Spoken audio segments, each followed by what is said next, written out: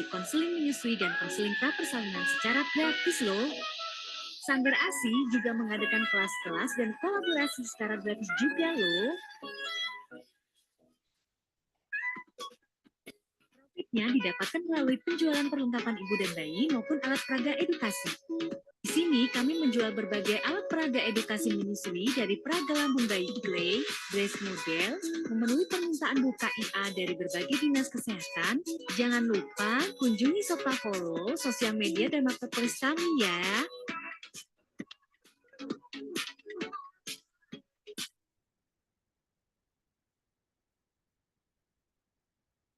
Halo semua, are you ready? Yuk kenalan dengan Sanggar ASI. Sanggar ASI adalah kewirausahaan sosial yang mendukung isu pemberian ASI dan ibu menyusui. Sanggar ASI melakukan kegiatan sosial seperti konseling menyusui dan konseling prapersalinan secara gratis loh. Sanggar ASI juga mengadakan kelas-kelas dan kolaborasi secara gratis juga loh. Profitnya didapatkan melalui penjualan perlengkapan ibu dan bayi maupun alat peraga edukasi. Di sini kami menjual berbagai alat peraga edukasi menyusui dari peraga lambung bayi Grey, Grace Model, memenuhi permintaan Bu KIA dari berbagai dinas kesehatan. Jangan lupa kunjungi serta follow sosial media dan marketplace kami ya.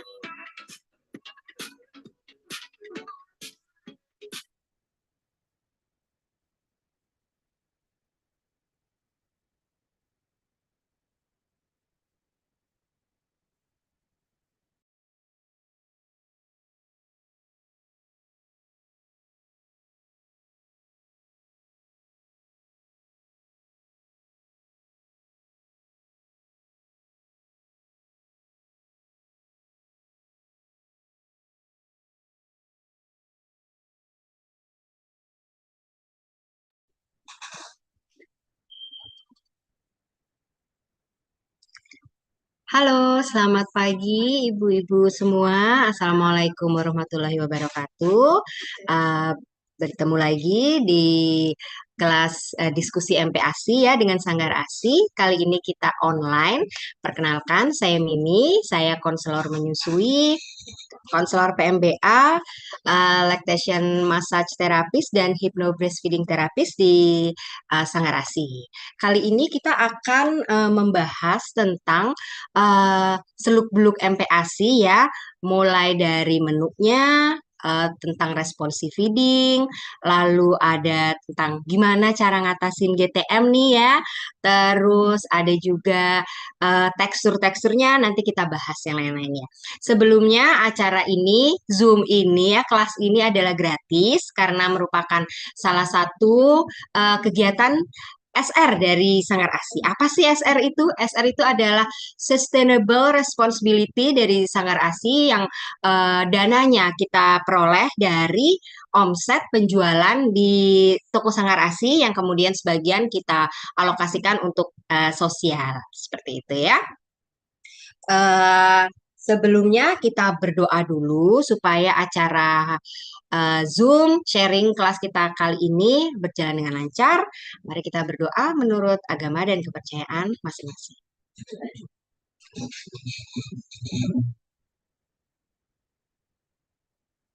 Ya.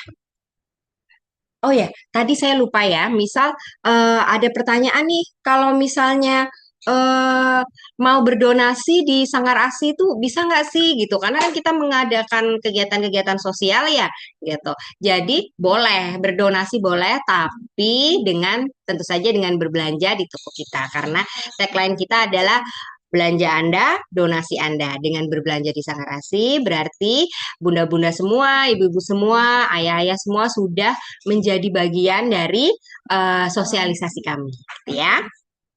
Mungkin langsung saja kita mulai kelas kali ini ya.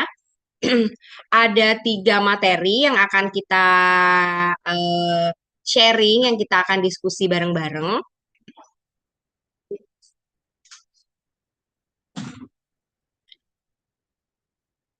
Kita lihat dulu sebentar. Saya cari dulu ini. Nah, ya. Nah, ini ya, namanya ini dulu, judulnya dulu ya. Sebentar. Nah, ini judulnya. Benar awalnya, lahap makannya. Kenapa kita harus benar awalnya gitu? Karena makan ini adalah salah satu, bukan salah satu, ada eh, hal dasar keahlian anak yang akan dibawa sampai dia dewasa. Jadi kalau awalnya itu kurang tepat ya, ini akan menjadi pondasi cara anak makan sampai dia dewasa gitu. Kalau kita awalnya benar, maka lahap makannya ya. Kita kalau di Sanggar ASI, kita tentu saja berdasarkan pedoman WHO dan UNICEF juga Kemenkes RI ya. Nah, apa sih ekspektasi dan harapan Bunda selama MPASI? Kalau udah mau 6 bulan, kalau udah mau 6 bulan itu biasanya udah pada deg-degan gitu ya. Eh, aduh apa ya, gimana ya nanti anak saya makannya gimana ya, MPASI-nya seperti apa gitu. Tentu kita ekspektasi dan harapan kita itu yang positif ya, anak makannya baik, anak bisa makan lahap, makan semua yang kita makan, yang kita masak gitu, makan yang sama dengan makanan keluarga tanpa pilih-pilih ya. Tentu itu adalah harapan kita ya. Terus kenapa sih harus MPASI gitu? Harus udah enak-enak nih, nah nyusuin aja deh Mbak gitu. Ibu nyusuin aja gitu. Toh ASI kan terbaik gitu. Kenapa kita harus MPASI setelah 6 bulan? Nah, MPASI adalah makanan pendamping ASI. Jadi sampai usia 12 bulan itu masih pendamping ASI, bukan pengganti ASI. Jadi pada masa MPASI di sini kita bisa lihat tidak hanya sekedar memberi makan pada anak, namun anak itu juga sedang belajar. Belajar mengenali makanan, terus belajar tahu sinyal lapar dan kenyang dari makan, tidak hanya menyusu. Terus ini akan menjadi dasar ya, dasar kebiasaan makan dia saat dia dewasa ya. Kenapa MPASI? Sekali lagi ya, karena pada saat 0 sampai menuju 6 bulan itu energi atau kalori itu sudah bisa dipenuhi dari ASI. Begitu menginjak di atas 6 bulan, kita bisa lihat di gambar yang di sini ya. Di sini ada gap yang putih-putih ini ya, Bun. Nah, gap putih-putih ini adalah energi yang harus dipenuhi dari makanan karena sudah tidak bisa lagi dari MPASI, dari ASI. Jadi yang kuning ini masih bisa ya dari ASI, ASI saja sampai 5 bulan. Ketika 6 bulan, kebutuhan kalori anak itu semakin meningkat dan ASI tidak bisa memenuhi lagi. Karena itu harus kita tambahkan dari makanan pendamping tadi ya. Semakin besar bayi, tentu saja kebutuhan makannya semakin besar ya. Jadi kesenjangan energi ini harus harus dipenuhi dari MPASI. Nanti kita lihat MPASI seperti apa yang bisa memenuhi kesenjangan energi ini ya. Nah, kalau zat besi pada saat umur 6 bulan itu juga gapnya sangat besar. Nih, kita bisa lihat ya, bunda-bunda semua ya, yang putih-putih ini. Jadi bayi itu waktu lahir, dia bawa zat besi sendiri dari dalam tubuhnya. Itu yang warna ungu. Nah, yang kuning kecil itu adalah zat besi dari ASI.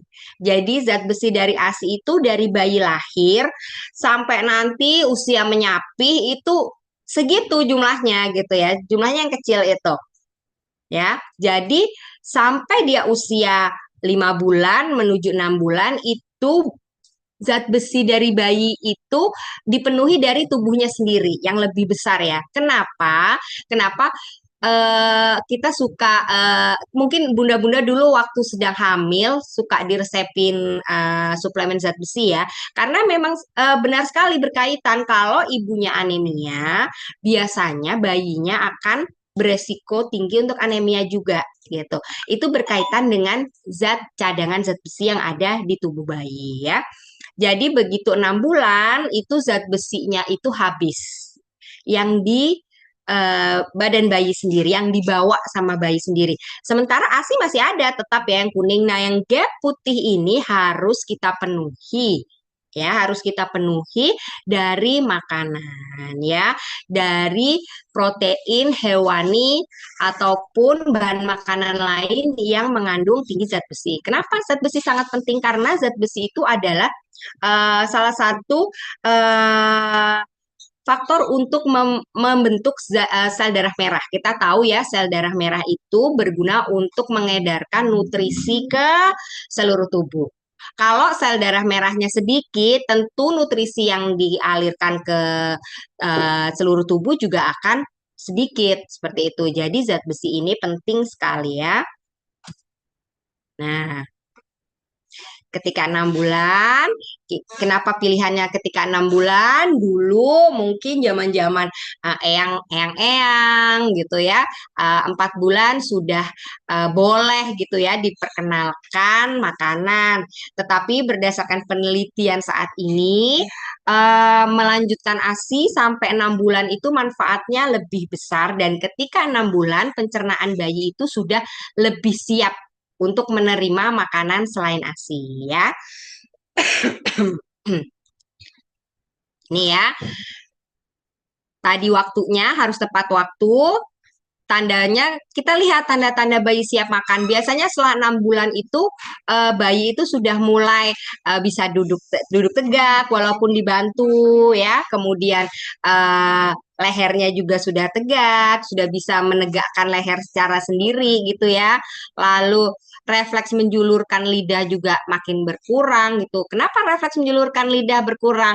Karena saat bayi di bawah 6 bulan dia itu lidahnya refleks dipersiapkan untuk menyusu. Kita tahu ya saat menyusu itu lidah akan keluar. Nah, saat 6 bulan refleksnya ini mulai berkurang karena dia sudah mulai secara fisiologis badannya sudah mulai menunjukkan kesiapan untuk makan ya. Kemudian ada refleks muntah juga sudah mulai melemah, terus minat pada makan. Jadi kalau lihat ayah ibunya makan, pegang piring gitu, dia udah semangat, udah pengen tahu gitu ya, ada apa nih, ada apa gitu ya. Nah, gimana nih kalau misalnya ada yang memberikan MPASI di bawah 6 bulan ya. Ini tentu sangat beresiko tinggi pada kesehatan. Yang pasti adalah meningkatkan resiko penyakit infeksi ya karena MPASI itu tidak sebersih ASI ya. Jadi kalau ASI itu bayi bisa langsung minum dari payudara, begitu MPASI itu ada bahan makanan yang mungkin tidak dicuci dengan bersih atau mungkin ada alat-alatnya dan itu sangat berbahaya bagi kesehatan bayi ya.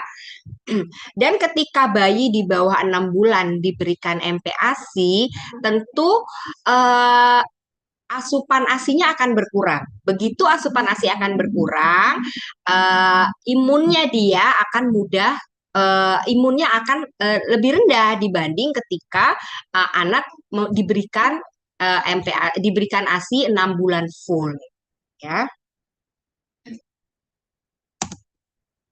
Nah, tapi kalau MPASI-nya terlambat juga tidak baik tentu ya Bunda-bunda ya untuk anak atau bayi kita seperti kita lihat tadi ada gap energi yang harus diisi. Jadi zat gizi makro dan mikro anak itu bisa tidak terpenuhi ya. Lalu kemudian 6 bulan itu sudah waktunya eksplorasi mulut ya, udah oromotornya itu harus sudah mulai lebih dirangsang lagi dengan makanan yang padat, makanan yang apa namanya lebih kasar gitu untuk merangsang gusinya. Tapi begitu anak umur 6 bulan ke atas 7 bulan dia masih menyusu, tentu itu akan menunda kesempatan untuk eksplorasi oromotornya ya.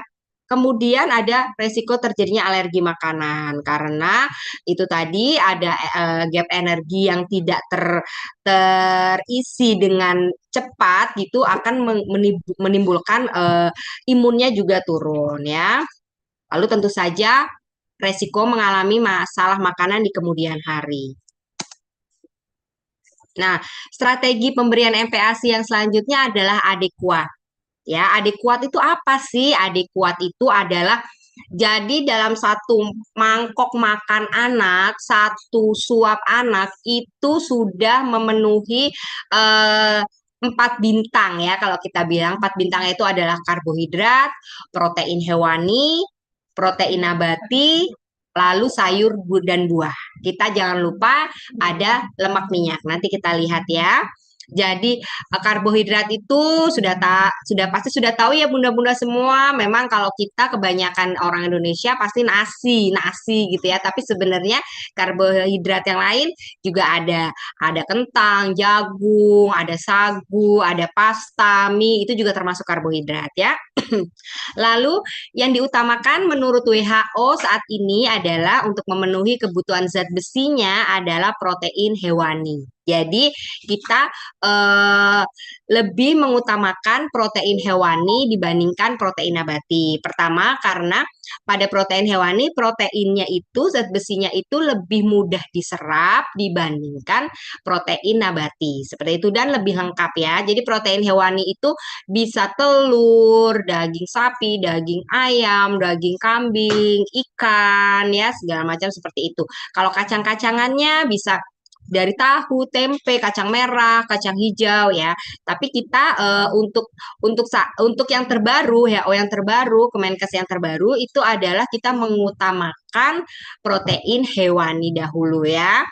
Lalu ada sayur dan buah. Sayur dan buah untuk anak di bawah 2 tahun ya, apalagi yang baru mau mulai makan, ini hanya perkenalan saja. Jadi tidak perlu terlalu banyak. Kalau zaman dulu mungkin ada yang eh, hari pertama buah dulu, hari kedua gitu ya sayur dulu gitu.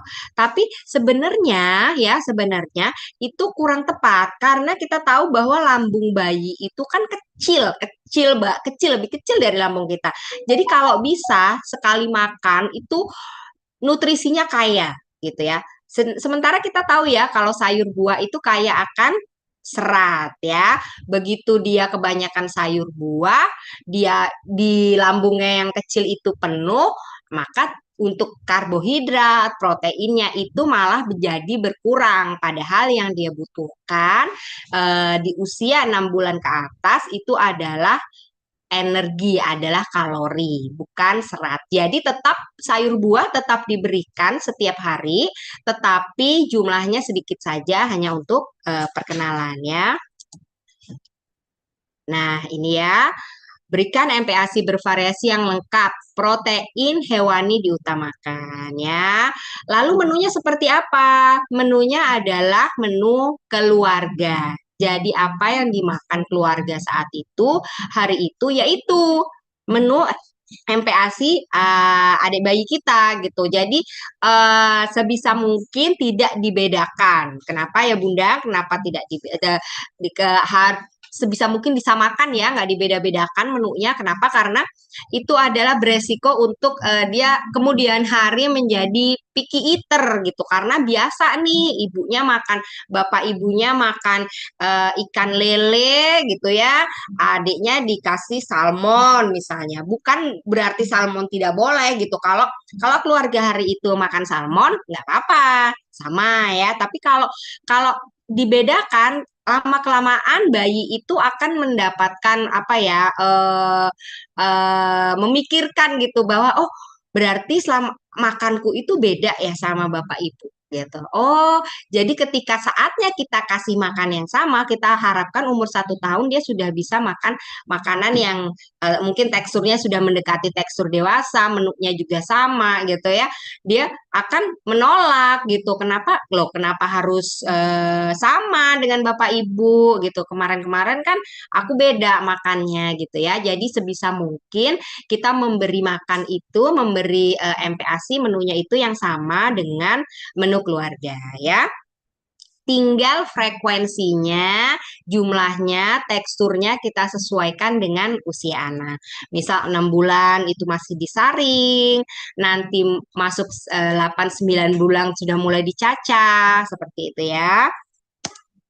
Nah, ini kita bisa lihat untuk usia 6 bulan sampai 6 bulan 2 minggu itu kita cobanya 1 sampai 2 kali sehari aja dulu ya.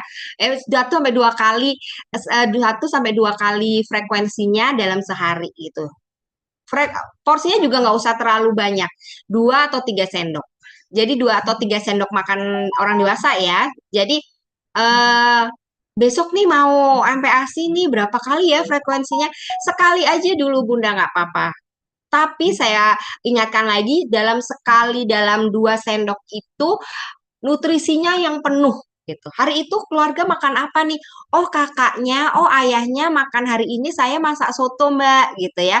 Soto ayam pakai tempe, pakai toge gitu ya. Nah itu sudah bisa dijadikan MPASI. Ya, itu MPASI pertamanya. Ada nasinya, nanti bisa disaring, nanti ayamnya juga bisa kita haluskan ya, sayur-sayurnya kita haluskan, tempenya kita haluskan. Nah, itulah yang dijadikan MPASI pertama. 1 kali dulu tidak apa-apa, kita lihat. Oh, reaksinya ya, reaksi anak seperti apa. Nanti kalau misalnya reaksinya sepertinya excited atau reaksinya masih mikir-mikir, kita bisa oh nanti dicoba lagi sore atau wah sepertinya menikmati gitu ya. Kita bisa mulai meningkatkan 2 sendok makan. Nanti lebihin lagi kita tingkatkan lagi 3 sendok makan, naik bertahap hingga setengah mangkok, ukuran 250 mili ya. Jadi ketika usia sekitar 8 bulan, nanti ada selanjutnya ya ada 6 bulan 2 minggu sampai 8 bulan 29 hari itu kita anak sudah bisa makan sampai setengah mangkok ukuran 250. Jadi sekitar 250 ya.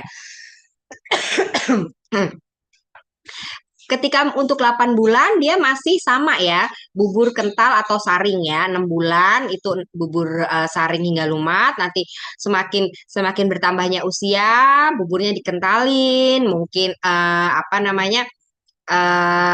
Lauk-lauknya agak lebih kasar itu boleh. Nanti makan utamanya juga udah mulai naik dari 1 sampai 2, sekarang jadi 2 3, boleh pakai selingan ya. Nanti naik lagi 9 bulan sampai 11 bulan 29 hari ya menuju 12 bulan.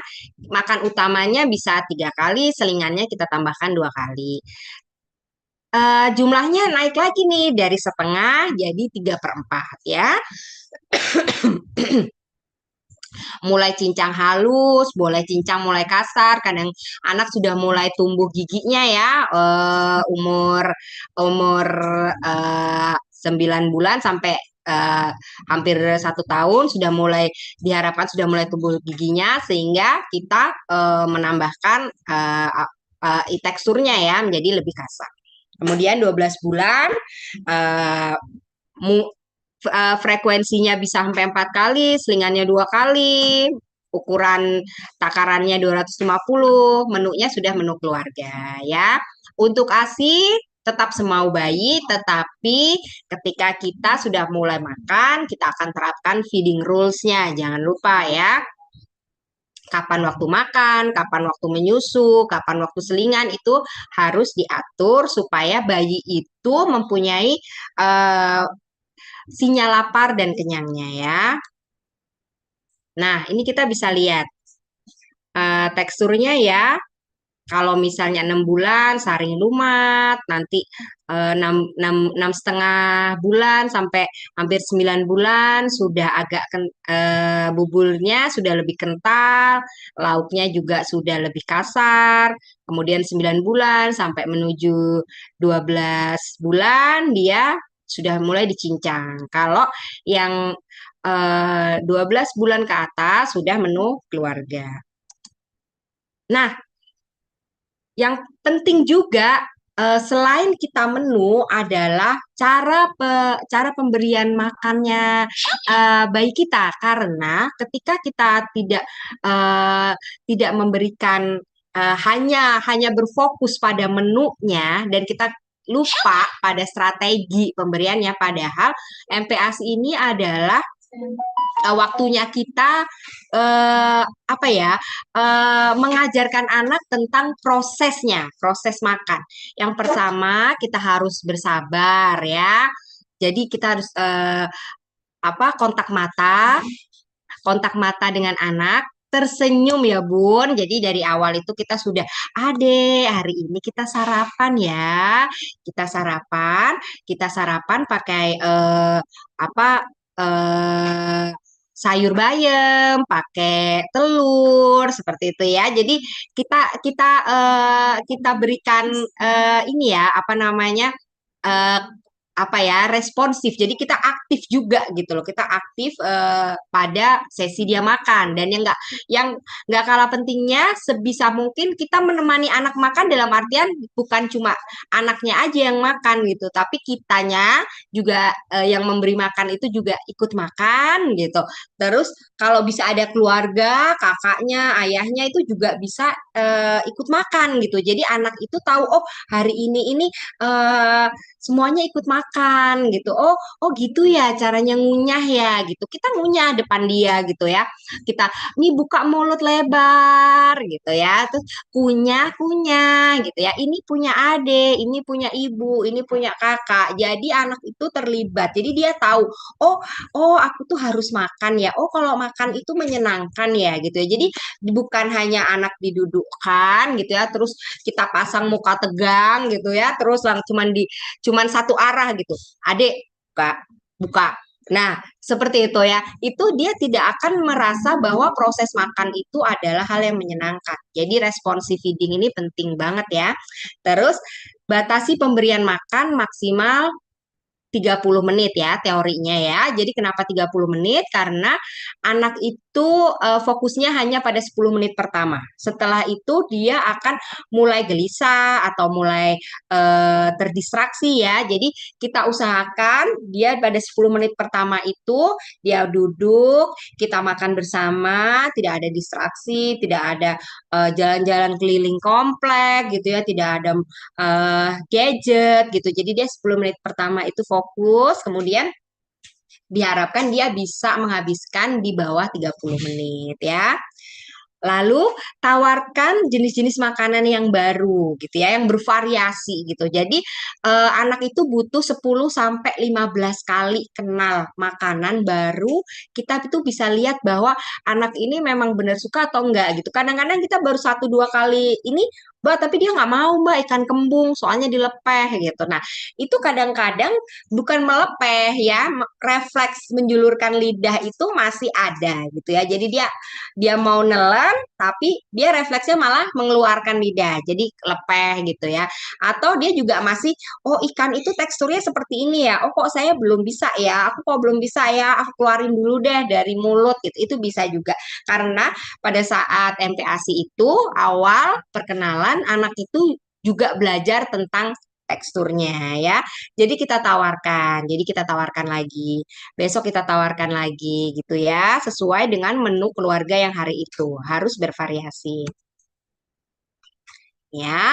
Jadi tidak hanya bahan makanannya tapi kegiatan makannya. Kegiatan makannya itu adalah yang penting juga karena supaya anak itu menunggu-nunggu nih waktu makan. Wah, waktu makan ini waktuku bersama ibu, bersama bapak, bersama ayah gitu ya.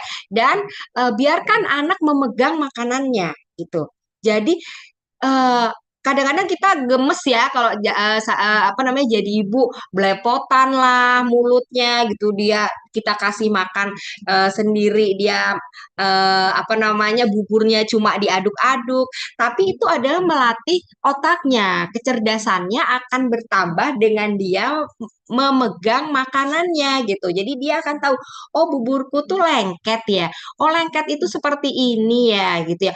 Oh kalau wortel itu keras ya, warnanya orange. Seperti itu dia akan belajar. Jadi di balik berantakannya anak ketika MPASI, di balik lelahnya kita ya jadi ibu untuk membereskan, itu adalah momen dia mencerdaskan dirinya ya untuk otaknya berkembang karena dia akan bisa memegang memegang berbagai macam tekstur makanan itu gitu yang kental, mungkin yang kuah gitu ya, mungkin yang agak gerindil-gerindil kayak daging gitu dia itu salah satu proses dia belajar ya. Dan anak itu sebaiknya duduk, tidak harus kalau misalnya tidak punya kursi khusus untuk makan, boleh di pangku ya, bila diganti di pangku atau duduk di tikar ya, di bawah di karpet gitu makan bareng keluarga ya. Dan sekali lagi tidak ada pengalihan perhatian supaya anak tuh tahu nih gitu, saya itu lagi makan, saya duduk, saya makan hari ini sama ibu makan eh, tumis kangkung, misalnya seperti itu ya. Nah, waktunya harus dicari saat anak segar. Ya, jadi ketika anak itu capek, anak itu ngantuk, itu biasanya dia akan menolak makan. Jadi kadang-kadang kita tuh salah gitu waktunya. Jadi ada anak yang habis bangun tidur tuh dia seger. Nah, tapi ibunya malah sebelum makan mandiin dulu deh gitu. Nah, dia dimandiin nih, dimandiin. Ternyata kebiasaannya adalah habis dia mandi, dia nenen gitu. Nah, begitu dia selesai mandi, kita dudukkan di kursi, kita kasih makan, dia nggak mau karena dia merasa bahwa dia ngerasa badannya itu minta nenen gitu ya. Jadi kita harus lihat nih, ada anak yang baru bangun tidur, seger, ya udah langsung kasih makan nggak apa-apa. Atau ada juga, tapi tetap ada anak yang oh segernya ini habis mandi, dia malah pengen main. Nah, itu saat itu kita kasih makan. Ya, kita perkenalkan makan, waktu makan. Jadi memang setiap anak itu berbeda-beda ya. Apapun yang terjadi tetap tersenyum ya. Ini mungkin agak sulit ya, sulit diterapkan tetapi proses MPAS ini tuh juga ada proses belajar sabar untuk ibunya gitu. Jadi walaupun yang masuk itu tidak sesuai ininya ya porsinya gitu 2,5 jam, yang masuk cuman setengah gitu ya, terus rasanya kita bingung, pengen marah juga gitu, itu tetap kita senyum. Oh, adik udah nggak mau. Oh ya, nanti pas makan siang kita makan lagi ya. Udah ya, ini ibu bereskan. Sudah selesai setengah jam, kita bereskan saja dulu. Jangan tunjukkan kekecewaan karena ketika kita menunjukkan kekecewaan ya di depan anak, anak akan merasa bahwa oh, waktunya makan itu adalah waktunya ibu marah gitu ya. Jadi lebih baik aku nggak makan supaya ibu nggak marah gitu. Jadi mereka belum bisa menganalogikan, oh biar ibu nggak marah atau biar ibu nggak sedih, aku makan lebih banyak. Itu dia belum bisa. Jadi dia bisanya adalah, oh waktu makan ibu marah, oh waktu makan ibu kecewa, mukanya nggak enak. Jadi aku lebih baik nggak makan. Jadi begitu kita menunjukkan kekecewaan ke anak, untuk sesi makan selanjutnya biasanya mungkin kemungkinan besar dia akan malas, akan sesi selanjutnya dia akan nggak mau, dia akan menolak makan, dia akan GTM ya, istilahnya karena kita tidak melakukan responsive feeding yang benar ya. Jadi kita harus mengenali anak kita dan bersabar ya. Dan yang tidak kalah penting adalah kita harus hygiene, aman dan hygiene ya. Jadi ketika menyusu itu kita tinggal buka baju, tinggal langsung nempel gitu ya. Tapi begitu kita mulai masuk MPASI, masuk mas MPASI itu ada alat-alat yang mungkin terpapar apa bakteri yang harus kita cuci, harus mencuci bahan di air mengalir, kita pun sendiri harus cuci tangan, itu harus selalu dijaga ya. Jangan sampai setelah MPASI malah anak kita diare misalnya ya, hanya karena kita lupa untuk menjaga hygiene-nya. Oke, untuk gula dan garam ya. Kalau menurut WHO itu sebenarnya boleh diberikan dalam jumlah sangat sedikit ya. Cuma kadang-kadang saya bingung nih sedikitnya ibu satu dengan ibu yang lain itu kan beda ya. Ada yang sedikitnya itu adalah sejumput. Nanti ibu yang lain, oh sedikit itu seujung sendok Mbak gitu. Jadi kalau saya selalu menyarankan sebisa mungkin kita pakai bahan yang alami dulu deh sampai 12 bulan gitu. Jadi kalau kayak pengen, tapi kan nggak ada rasanya Mbak gitu, nggak enak gitu. Jadi lidah bayi itu berbeda dengan lidah orang dewasa ya yang pasti ya. Jadi mereka itu lidahnya masih pure ya. Jadi eh, mereka akan menyenangi juga rasa-rasa alami gitu. Kalau misalnya dia pengen manis ya kita bisa tambahkan dari wortel, dari jagung manis ya. Kalau misalnya pengen gurih kita apa namanya bisa dari kaldu, kita bikin kaldu, bikin minyak ayam gitu ya. Itu gurihnya gurih alami ya. Jadi bisa kita kombinasikan gula dan garam yang alami dari nabati gitu ya, atau dari alam dibandingkan kita menambah gula dan garam dari awal gitu karena kita takarannya itu harus sedikit sekali. Nah, sedikit sekalinya ini yang kadang-kadang membingungkan karena kalau misalnya sudah anak itu sudah biasa gula dan garam di bawah 12 bulan, mereka biasanya akan nagih gitu ya. Dia merusak selera makan, ketika dikasih makanan yang agak hambar sedikit mereka menolak, ketika udah umur 20 ketika sudah 12 bulan ke atas preferensinya, keinginannya makan gula dan garam juga bisa meningkat gitu ya. Kemudian kalau untuk madu ya, madu ini jelas kalau di bawah 1 tahun itu tidak disarankan karena ada bakteri di madu yang eh, tidak bisa toleransi oleh badan bayi gitu. Jadi baru bisa ada enzimnya yang untuk melawan bakteri itu baru keluar di usia 1 tahun. Apa itu GTM? Nah, jadi anakku nggak mau makan gitu ya. Dia nggak suka makanan, harus ganti menu nih, harus bumbu nih, harus dikasih garam, macam-macam ya. Kadang-kadang kita berseliweran di media sosial ya, bumbu-bumbu yang bisa apa ya, meningkatkan selera makan gitu ya. Nah, jadi kita jangan langsung mengganti menu. Ketika anak tidak mau makan, itu memang betul menu bisa menjadi salah satu penambah selera makan anak, tetapi itu bukan yang utama ya. Jadi kita harus perhatikan dulu nih, kita evaluasi dulu nih GTM-nya kenapa? Apakah ada eh, masalah di mulut ya, maksudnya ada sariawan, tumbuh gigi gitu ya. Nanti setelah kita temukan, oh ternyata ada radang tenggorokan, misalnya, oh ternyata ada sariawan, oh ternyata gusinya atas bawah bengkak gitu ya. Baru kita susun nih apa nih pengenangan GTM-nya yang bisa kita lakukan. Baru kita terapkan ke anak kita ya. Misalnya kalau dari fisik itu ada tumbuh gigi, sariawan, ada jamur, batuk, pilek, ada juga kita bilangnya silent disease gitu ya. Kalau misalnya sudah kita terapkan yang feeding rules-nya sudah baik, menunya sudah baik gitu ya, tapi tidak ada peningkatan nafsu makan atau berat badannya tidak naik optimal gitu, kita bisa mulai mencari, oh jangan-jangan ada silent disease nih, seperti ada anemia, TBC, infeksi ya.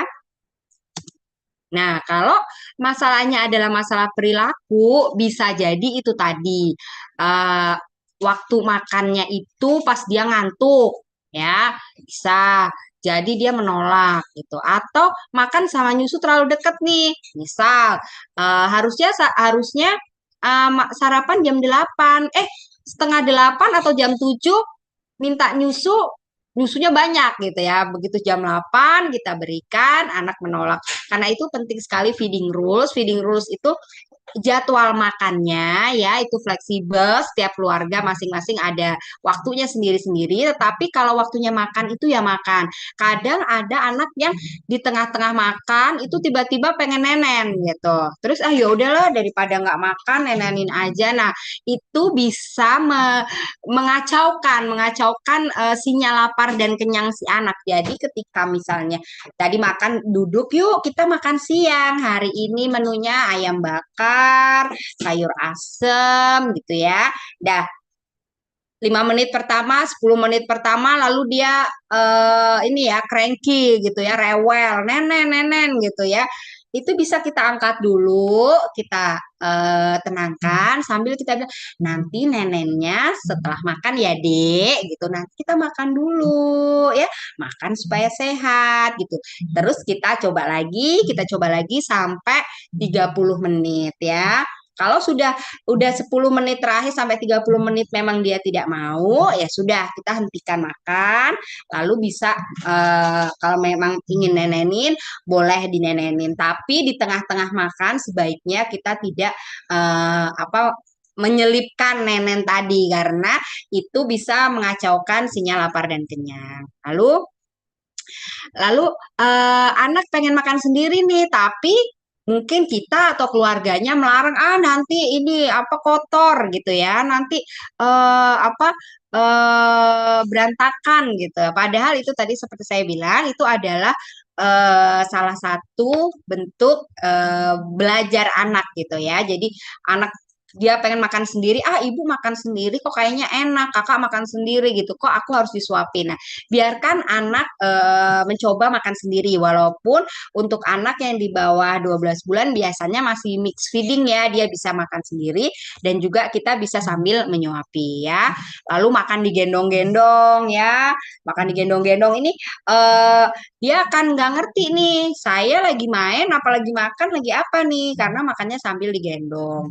Terus tidak diberi adab makan yang baik. Jadi kita mau makan yang baik, bapaknya makan sambil nonton gadget gitu ya. Jadi itu dia akan melihat contoh yang tidak baik itu dia akan menirunya ya.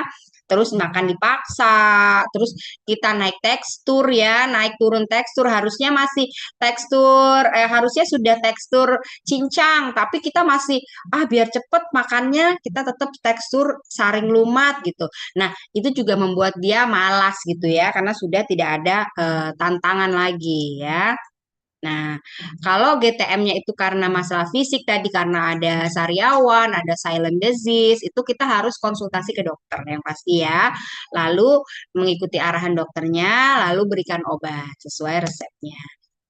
Tapi kalau karena perilaku, kita bisa mencoba melakukan sendiri, misalnya umur 7-8 bulan ketika anak sudah bisa mulai memegang sesuatu gitu ya, kita buatkan finger food ya, lalu biarkan dia makan sendiri.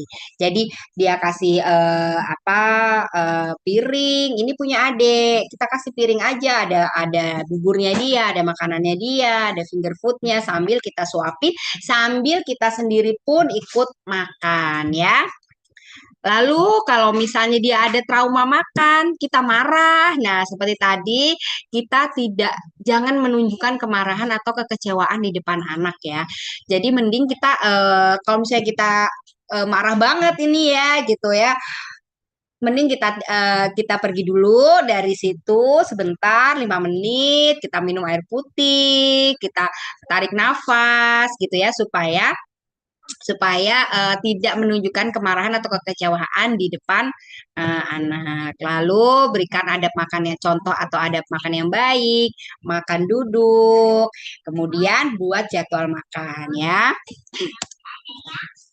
Nah, solusinya bisa dengan solusi selanjutnya adalah makan ya bersama ayah bunda ya, bersama ayah ibu, bapak ibu. Tadi ya kita harus aktif, kita harus ngomong ya. Jadi eh, masa masa MPASI ini memang tantangannya lebih meriah gitu ya daripada saat menyusui gitu tantangannya.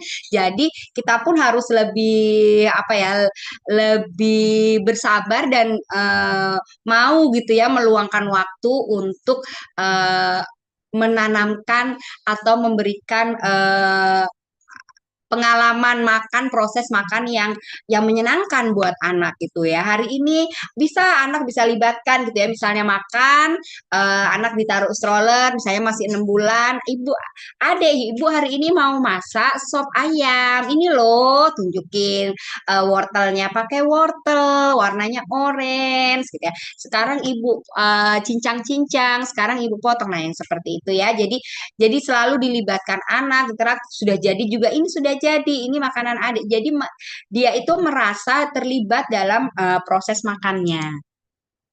Nah, kita harus semangat ya, bunda-bunda mencoba. Nanti kalau ada pertanyaan bisa tinggalkan saja di kolom chat ya. Kita lanjut materi selanjutnya saja.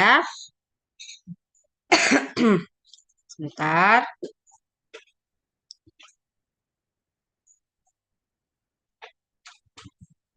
Saya cari dulu. Hmm.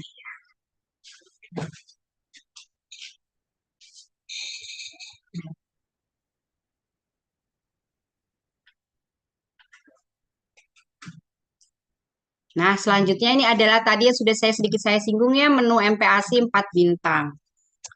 Nah, ini ya, siapa yang suka cari-cari resep ya di IG, di YouTube, resepnya apa ya hari ini, besok apa ya gitu ya. Boleh, boleh ya, Ibu cari-cari resep sebenarnya boleh, tetapi tetap ya panduannya dari WHO dan Kemenkes itu adalah makan keluarga ya, makan keluarga hari itu apa. Nah, kalau yang makan keluarganya belum 4 bintang nih, begitu punya anak makan keluarganya harus 4 bintang, karbohidrat, protein hewani, protein nabati, sayur buah dan lemak, jangan lupa ya.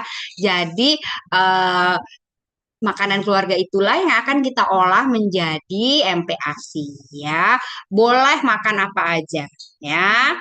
Kadang-kadang susu seringkali menjadi jalan pintas ya untuk kebutuhan gizi anak gitu. Jadi setelah lepas ASI eksklusif, aduh perlu nggak ya pakai susu kaleng gitu ya, susu formula gitu, boleh nggak ya gitu ya. Atau ada juga nggak mau makan, udahlah minum susu aja gitu. Mungkin susu itu adalah kebutuhan yang kadang susu itu enak ya dikonsumsinya itu enak gitu. Jadi cuma tinggal diminum, ditelan kenyang anak ya. Padahal sebenarnya kalau misalnya di dalam tubuh sendiri penyerapan proteinnya itu lebih sulit ya. Apalagi eh, orang Indonesia itu 80% adalah intoleransi laktosa. Jadi kadang ada yang diare, ada yang eh, pupnya menjadi lebih lembek, ada yang sakit perut, seperti itu ya, gara-gara eh, susu tadi ya. Dan ini ada dari Kemenkes 2023, porsi piringku usia 6 sampai 8 bulan ya, kita bisa lihat. Untuk 6 sampai 8 bulan ini 3 sendok makan diolah. Caranya juga sudah ada. Ibu-ibu kalau bingung, bunda-bunda semua di KIA itu sudah ada ya caranya gitu. Jadi kita harus sering-sering buka buku KIA-nya ya. Bisa daging ayam, di sini ada ikan, di sini hati ayam gitu ya. Jadi ketika dia 6 sampai 8 bulan itu ASI hanya tinggal 70%. 30%-nya kita harus dari makan. Kemudian naik lagi nih. Jadi ketika 9 sampai 11 bulan itu jadi 50-50 ya. Begitu 12 bulan ke atas itu ASI tinggal ASI tinggal 30% ya. Jadi 70%-nya harus dari makan ya. 70% sudah harus dari makan ya. Kita bisa lihat ya di isi piringku. Nah, kalau ini juga nih, kalau sekarang dulu itu adalah 4 sehat 5 sempurna, sudah tidak dipakai lagi, kita ganti dengan isi piringku dan ada tumpeng gizi dari Kemenkes 2022. Jadi yang paling besar ini adalah karbohidrat, kemudian ada sayur buah, protein nabati ini untuk orang dewasa ya, lalu ada protein hewani dan jangan lupa lemak minyak. Lemak minyak ini penting ya ibu-ibu di masa MPASI Karena selain dia menambah kalori, dia juga akan melancarkan BAB gitu. Kadang-kadang karena mungkin pencernaannya ini biasanya mencerna cair gitu, begitu masuk makanan padat yang kurang cairan atau kurang lemak minyak, dia akan bisa menyebabkan sembelit gitu ya. Jadi lemak minyak ini kalorinya atau energinya juga lebih besar gitu dibandingkan protein dan karbohidrat. Jadi kalau misalnya 1 gram karbohidrat atau protein itu energinya itu 4 kilokalori, begitu 1 gram lemak gitu ya, 1 mili lemak itu dia eh, energinya bisa sekitar 9 ya. Jadi 2 kali lipat ya. Lebih, jadi jangan lupa nih kalau misalnya makan, masak itu pakai tumis-tumis nggak apa-apa gitu, atau lodeh boleh, lodeh itu boleh pas santan opor gitu, sebelum kita berikan bumbu-bumbu, sebelum kita masukkan yang bumbu-bumbu yang ini ya, yang pedas gitu ya, cabe itu bisa kita sisihkan dulu untuk MPASI, lemaknya dari santan gitu ya. Jadi lemak minyak ini juga penting. Nah, ini tadi sudah kita bahas, 1 bintang makanan pokok, 2 bintang protein hewani, 3 bintangnya protein nabati, lalu 4 bintang sayur dan buah, lalu minyak dan lemak ya. Nah, gula garam yang tadi sudah kita bahas ya. Jadi masing-masing ini ada porsinya ya. Jadi ada 6 sampai 23 bulan tuh porsinya seperti apa. Nanti buat balita seperti apa, buat kita yang dewasa juga seperti apa ya. Yang perlu diingat perbedaannya kalau misalnya anak-anak mereka belum butuh serat terlalu banyak ya. Ingat lagi, lambungnya itu sangat kecil sehingga kita usahakan setiap suapannya itu sangat berharga. Artinya setiap suapannya itu memenuhi nutrisi yang adekuat ya. Jadi sayur buah kita bisa sebagai perkenalan saja. Perbanyak protein hewani lalu karbohidrat. Dan ini tentu nanti semakin besar 2 tahun ke atas sayur buah boleh mulai diberikan lebih banyak lagi. Kalau kita yang dewasa tentu kita bisa sayur buah itu menempati porsi yang lebih besar lagi ya. Jadi perbedaannya seperti itu ya. Nah, seperti ini. Prinsipnya apa yang dimakan bayi itu sama menunya dengan keluarga. Ya. Sini kita bisa lihat ya, 35% nasi, karbohidrat dari kentang singkong, kemudian 30%-nya protein hewani, nanti sayur buahnya 25%, kacang-kacangan gitu. Karena protein nabati itu lebih sulit diserap ya dibandingkan protein hewani. Jadi kita mengedepankan protein hewani. Nah, nih ya, kebutuhan gizi anak 50% karbohidrat, 30% lemak, 10-15 protein. Sini seperti ya, vitamin dan mineral. Jadi ini sangat dibutuhkan untuk perkembangan otak anak gitu ya. Jadi anak makan lemak banyak nggak apa-apa nih Mbak gitu, nggak apa-apa karena itu memang yang dibutuhkan dia pada perkembangannya saat itu. Perkembangan otak itu membutuhkan lemak gitu ya. Jadi kita memberikan makanan yang tentu saja lemak sehat. Kalau misalnya di buah kita bisa tahu kalau misalnya lemak sehat itu seperti alpukat ya, atau misalnya kalau minyak bisa kita pakai minyak ayam ya, atau minyak kelapa gitu yang murni itu boleh ya. Kita berikan lemak dan minyak yang sehat ya. Kekurangan nutrisi tentu dampaknya negatif ya karena bisa penurunan kognitif, motorik gitu ya, perkembangannya, tumbuh kembangnya bisa terhambat ya. Nah, kita masuk ke materi terakhir sebelum kita tanya jawab. Kalau misalnya ada yang sudah terpikirkan ada mau nanya apa gitu boleh langsung di chat aja di kolom chat ya. Bentar. Udah masuk 4. Nah, oke. Gimana ini? Sebentar. Ada yang ketiga. Satu. tiganya. Tunggu ya, Ibu. Ibu kita cari dulu nih di mana tadi ya slide-nya.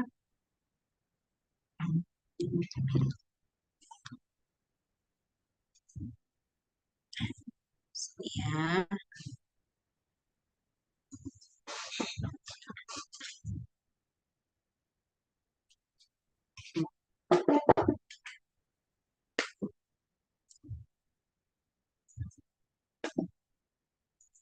sebentar ya.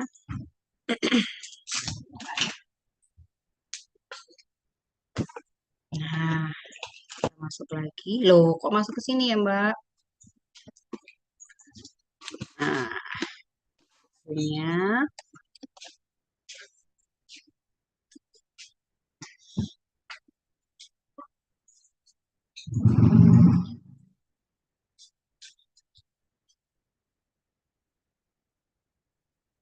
sebentar untuk share screen-nya. Kalau ada yang bisa apa mau nanya-nanya dulu, saya di cari di apa?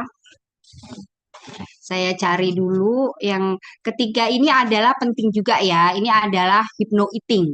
Jadi kalau tadi yang dua materi sebelumnya kita bahas itu adalah prosesnya, menunya, caranya. Sekarang kita ini berusaha memasukkan sugesti positif ya.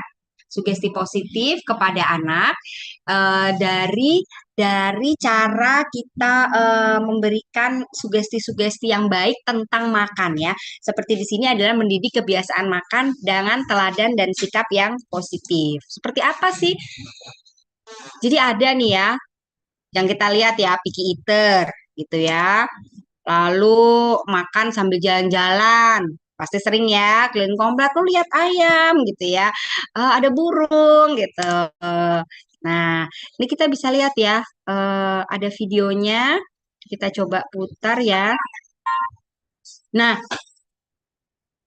jadi makan itu nah, makan itu dipegangin kepalanya, dipegangin tangannya, disodorin. Mungkin makanan itu masuk ya ke si anak itu masuk gitu loh. Tapi apakah dia tidak trauma dengan proses makan yang seperti itu, di mana dia badannya dipegang, dia sendok itu dipaksa masuk ke mulutnya gitu ya. Dia makan dalam kondisi ketakutan gitu ya, ketakutan, dia mungkin marah gitu. Coba bayangin kita sebagai orang dewasa juga kalau misalnya makan dalam kondisi yang takut gitu ya, dalam kondisi tidak tenang gitu, pasti juga akan menimbulkan trauma tersendiri gitu.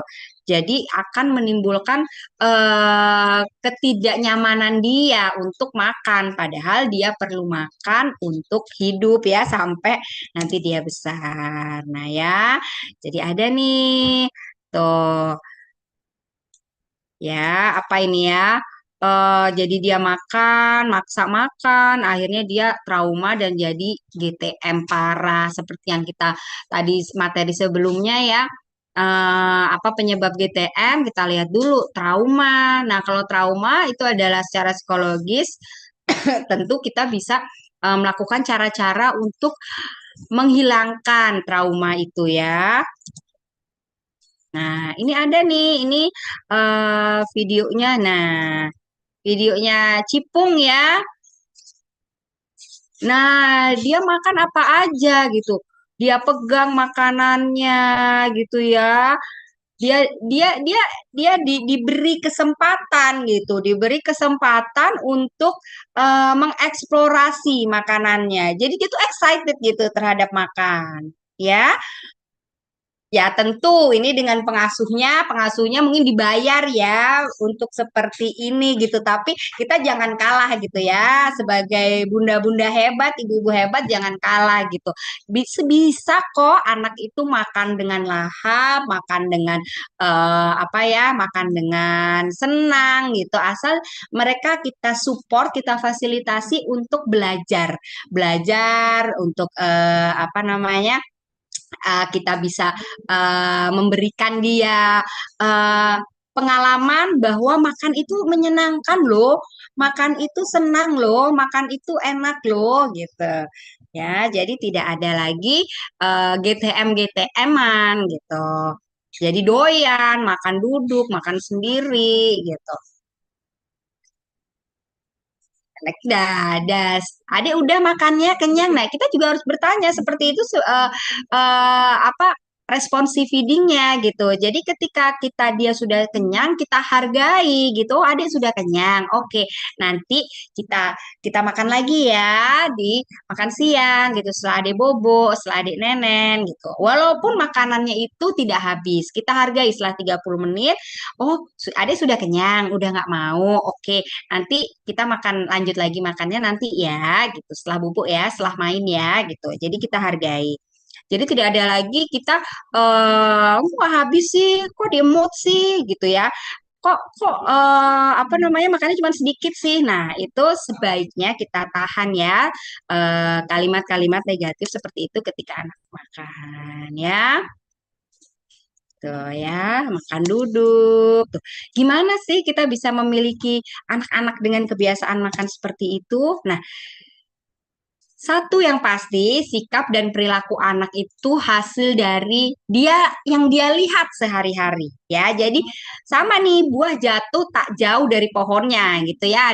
Ada kalimat seperti itu ya karena apa yang dia lihat dari dia bisa melihat nih gitu, itulah yang akan dia bawa.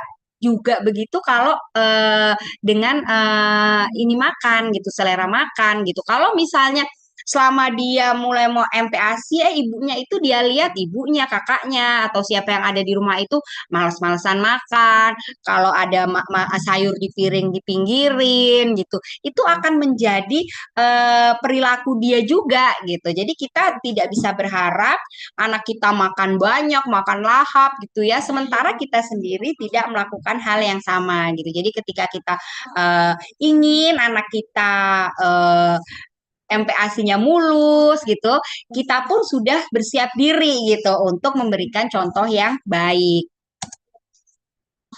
Ya, jadi di mana nih kita masuk hypno eating-nya gitu ya. Jadi hypno eating ini sugesti positif yang kita lakukan terus-menerus gitu ya. Kita terus-menerus di bawah sadarnya dia. Pada saat apa gitu? Pada saat anak itu gelombang pikiran delta ya, tan dan theta. Jadi anak itu mereka bisa eh, Theta dan Delta. Jadi mereka ini setengah terjaga dan dalam keadaan santai gitu. Sebenarnya pada saat beta kita juga bisa memberikan positif tetapi tidak masuk gitu ya ke anak karena dia dalam kondisi konsentrasi tinggi gitu. Misalnya dia lagi main Lego gitu ya, atau dia lagi bikin kereta-keretaan gitu ya, konsentrasinya tinggi gitu. Kita bisa nih bilang, "Adik, nanti kalau makannya yang banyak ya, tapi itu tidak bisa masuk ke pikirannya karena dia lagi konsentrasinya tidak di situ. Jadi kita masuknya di alfa ya. Dia dalam keadaan santai, misalnya sudah kita lagi ketawa-ketawa, kita lagi main-main yang santai gitu ya. Kita bisa masukin, "Adek, nanti kalau makannya yang banyak ya." Makan yang lahap, makan semua yang ibu masak. Nah, kita bisa masukkan sugesti di situ positif di situ dan anak pun bisa menerima gitu. Otak anak akan bekerja. Oh iya, nanti kalau aku makannya yang banyak, makannya yang lahap. Nah, gelombang otak lagi yang lain adalah teta. Jadi teta ini ketika dia udah liar-liar ngantuk gitu ya. Ketika dia lagi nyusu gitu ya, setengah-setengah tertidur. Jadi agak-agak belum tertidur lelap, tapi dia sudah setengah tertidur. Ini kita masukkan juga.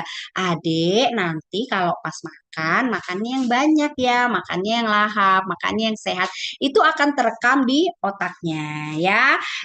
Kemudian ketika delta, ini kita bisa memasukkan juga, tetapi kalau dia sudah kondisinya sudah sangat sangat mengantuk, sudah tidur pulas, tidur dalam, itu biasanya juga kurang optimal ya. Jadi dalam kondisi apa kita bisa menghipno anak itu adalah ketika dia dalam keadaan terjaga santai atau kondisi setengah terjaga ketika dia sudah mau tidur. Oke, seperti itu ya. Jadi gini ya, jadi ketika dia eh, hypno-eatingnya itu bisa pakai relaksasi, bisa tanpa relaksasi. Jadi kalau yang tanpa relaksasi tadi ya ketika anak itu lagi main-main santai gitu ya. Kita kita masukkan gitu ya, makan yang lahap, yang sehat. Yuk waktunya makan gitu. Yuk duduk waktunya makan, makan yang banyak. Nah, itu yang kita sampaikan ke anak ya. Jadi kondisinya juga kita dalam mata kontak gitu ya, tenang gitu. Jadi eh, kita ubah dari kalimat-kalimat negatif menjadi kalimat positif. Misalnya kalimat negatif biasanya kita refleks nih, ayo buruan dong makannya gitu, jangan diemut gitu. Ya kan? Tapi anak itu nggak bisa nerima buruan makannya jangan diemut. Dia yang dia terima itu adalah kalimat terakhirnya diemut gitu. Jadi begitu semakin kita omongin itu semakin dia akan ngemut gitu. Jadi lebih baik kita ganti. Yuk dikunyah kalau sudah lembut ditelan. Kita ajarin ditelan. Ditelan tuh kita ajarin gimana caranya nelan, gimana caranya ngunyah, seperti itu kita ajarkan ya. Nah, bolehkah menggunakan kata jangan? Tentu boleh kalau ada alasannya. Misalnya, makan jangan sambil bicara, nanti tersedak. Nah, kita ajarkan selalu untuk ada alasannya. Jangan cuma makan sambil makan jangan lari, makan jangan sambil bicara. Tapi kita berhenti di situ, tidak ada kalimat penjelasannya. Kenapa nggak boleh makan sambil bicara? Kenapa nggak boleh makan sambil lari gitu ya? Jadi kita kita ajak berdialog juga. Makan jangan sambil lari. Nanti bisa tersedak. Kalau tersedak, nanti adik muntah. Nah, seperti itu ya. Nah, kalau dengan relaksasi ini tadi menjelang tidur ya, tadi kita lihat ya dalam kondisi teta ya. Jadi ketika tidur, sudah mau tidur, kita usap-usap kepalanya ya. Kalau udah mulai agak dia kelihatan udah tertidur, kita goyang-goyangkan kepalanya, ya tapi jangan sampai ke bangun ya. Kalau anak sudah mulai nyaman, baru kita masukkan sugesti positifnya. Misal, mulai sekarang dan seterusnya, adik mau makan apa yang ibu masak, makan yang lahap, makan yang sehat, seperti itu ya. Jadi untuk hypno eating ini bisa kita lakukan secara konsisten dan terus-menerus ya. Semakin sering kita lakukan, semakin lama kita lakukan, itu akan semakin terprogram di otak anak ya. Jadi ketika dia mau tidur, ketika dia santai, otaknya itu merekam tentang pola makan yang baik. Ketika waktunya makan, dia melihat contoh yang baik gitu ya. Makan bersama, makan bareng-bareng, makan makan dikunyah, menyenangkan, tidak ada marah-marah. Nah, itu akan proses makan seperti itu adalah proses makan yang menyenangkan ya. Dan hipno ini tidak hanya untuk eating aja ya, bisa untuk diet, bisa untuk toilet training gitu ya, mau makan sayur itu bisa gitu kita terapkan. Nah, jadi setelah sudah diucapkan berulang lalu diakhiri. Jadi anak sudah masuk kondisi tidur nyenyak. Dia dalam kondisi masuk tidur nyenyak itu dia sudah membawa program di otaknya tentang makan ya. Bisa berhasil? Tentu bisa. Kalau kita konsisten, minimal 30 kali dilakukan terus-menerus ya. Tapi kita juga jadi contoh nih. Misal kita mau menghipnosis anak suka makan brokoli gitu. Mulai sekarang dan seterusnya adik suka ya makan brokoli. Tetapi faktanya ketika dia bangun atau ketika dia makan, dia lihat ayahnya menyingkirkan brokoli dari piring. Nah, itu tidak sinkron antara yang dicoba dimasukkan ke otak dengan apa yang dia lihat. Nah, itu tidak sinkron. Jadi itu bisa kurang efektif ya.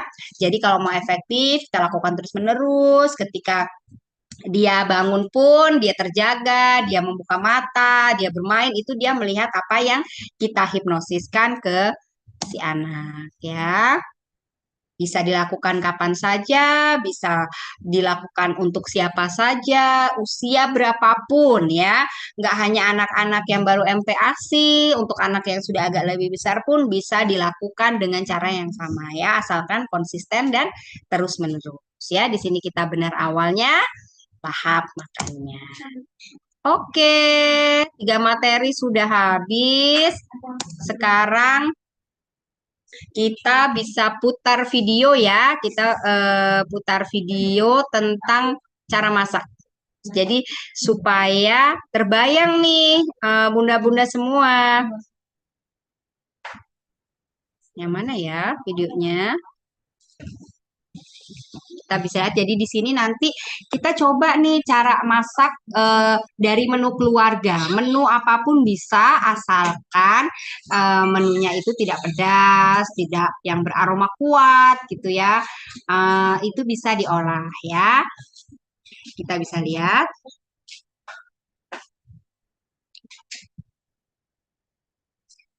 Bentar, bukan video yang ini.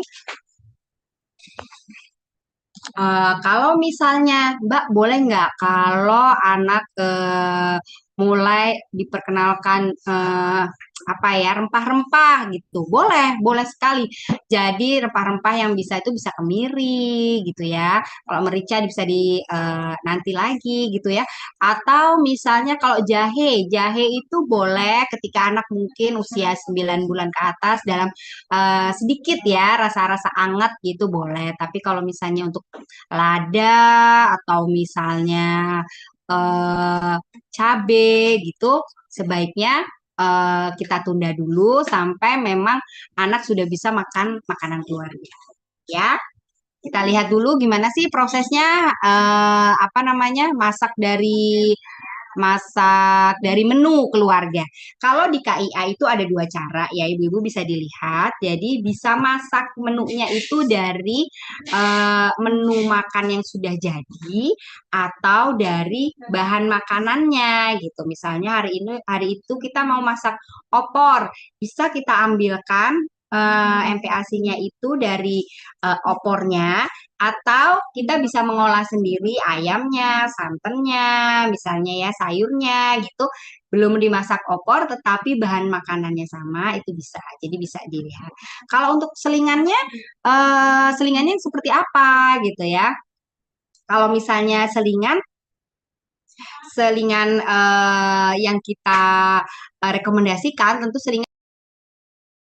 Jadi selingannya itu sebisa mungkin bukan jus buah misalnya atau biskuit gitu ya.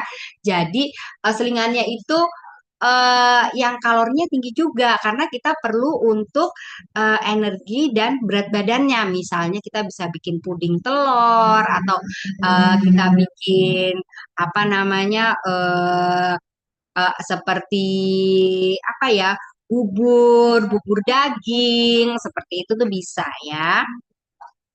Sekarang kita lihat dulu. Halo, saya Mimi. Saya konselor menyusui dan konselor PMBA dari Sanggar ASI. Hari ini kita akan memasak menu keluarga untuk MPASI Buah Hati Kita. Menu kita kali ini adalah bobor bayam telur tahu. Sebelum kita mulai, ayo kita follow Instagram Sanggar ASI di @sanggarasi untuk info menarik lainnya. Putar parenting, menyusui, dan menggendong pastinya. Pertama-tama, sebelum kita mulai memasak, ingin saya tekankan bahwa proses memasak sesuai dengan selera dan kebiasaan masing-masing di keluarga. Setelah menu selesai, nanti kita akan belajar cara mengolah tekstur sesuai usia buah hati kita. Sekarang, mari kita lihat secara langsung proses masaknya. Kita siapkan dulu bahan-bahannya ya. Ada bayam, tahu, kita gunakan tahu putih, Bunda bisa menggunakan tahu sesuai selera. Kemudian ada telur, telurnya kita gunakan telur ayam, tapi jika Bunda ingin menggunakan telur puyuh atau telur bebek atau apapun bisa digunakan ya. Kemudian wortel, daun salam, lengkuas, lalu ada ketumbar bubuk, kemiri yang sudah disangrai, bawang putih, dan juga bawang merah. Tidak lupa karena ini kita membuat bobor, untuk lemaknya kita gunakan santan. Saya memilih menu ini karena mudah didapat dan mudah diolah oleh bunda-bunda semua. Yang paling penting dalam menyiapkan MPASI, jangan lupa kita harus menjaga higienitas cuci tangan kita sebelum mengolah masakan dan mencuci bahan-bahan makanan di air yang mengalir.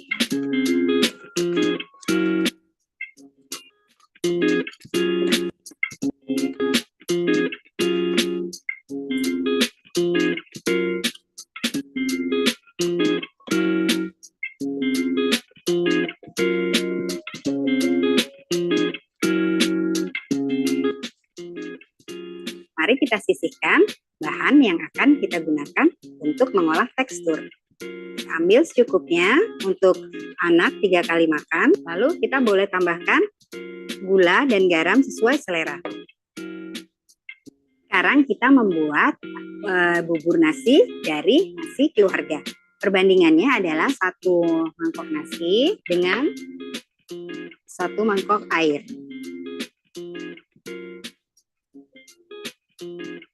Nanti bisa ditambah kurang lebihnya sesuai dengan kondisi api ya atau kompor bunda-bunda di rumah ya. Gunakan nasi yang baru ya, bukan nasi hasil atau sisa dari semalam. Jika bunda ingin memasak langsung dari beras, itu juga boleh. Hanya waktu yang diperlukan akan lebih lama. Bunda-bunda, kita sudah selesai masak ya. Sekarang kita dapatkan menu untuk keluarga bagi anak di atas 12 bulan dan juga untuk keluarga. Dan di sini adalah menu untuk MPASI tadi yang sudah kita pisahkan ya sebelum kita tambahkan gula garam.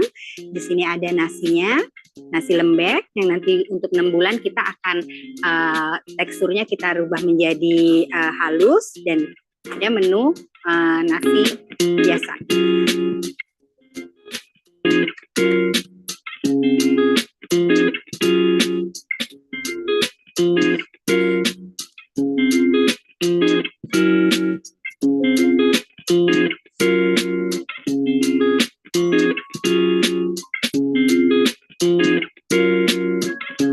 Bagi yang sudah 12 bulan ke atas, kita hanya tinggal potong saja. Potong-potong. Untuk yang 6 bulan kita kerok atau parut bisa ya bunda. Untuk yang 9 bulan kita cacah. Kita sudah selesai masak bunda-bunda, mudah bukan? Dari sini kita bisa tahu bahwa menu keluarga bisa dijadikan sebagai menu MPASI. Tinggal disesuaikan teksturnya sesuai usia anak kita. Terima kasih sudah menonton. Sampai ketemu di video selanjutnya. Tetap tenang, happy, sabar, dan kreatif. Bye!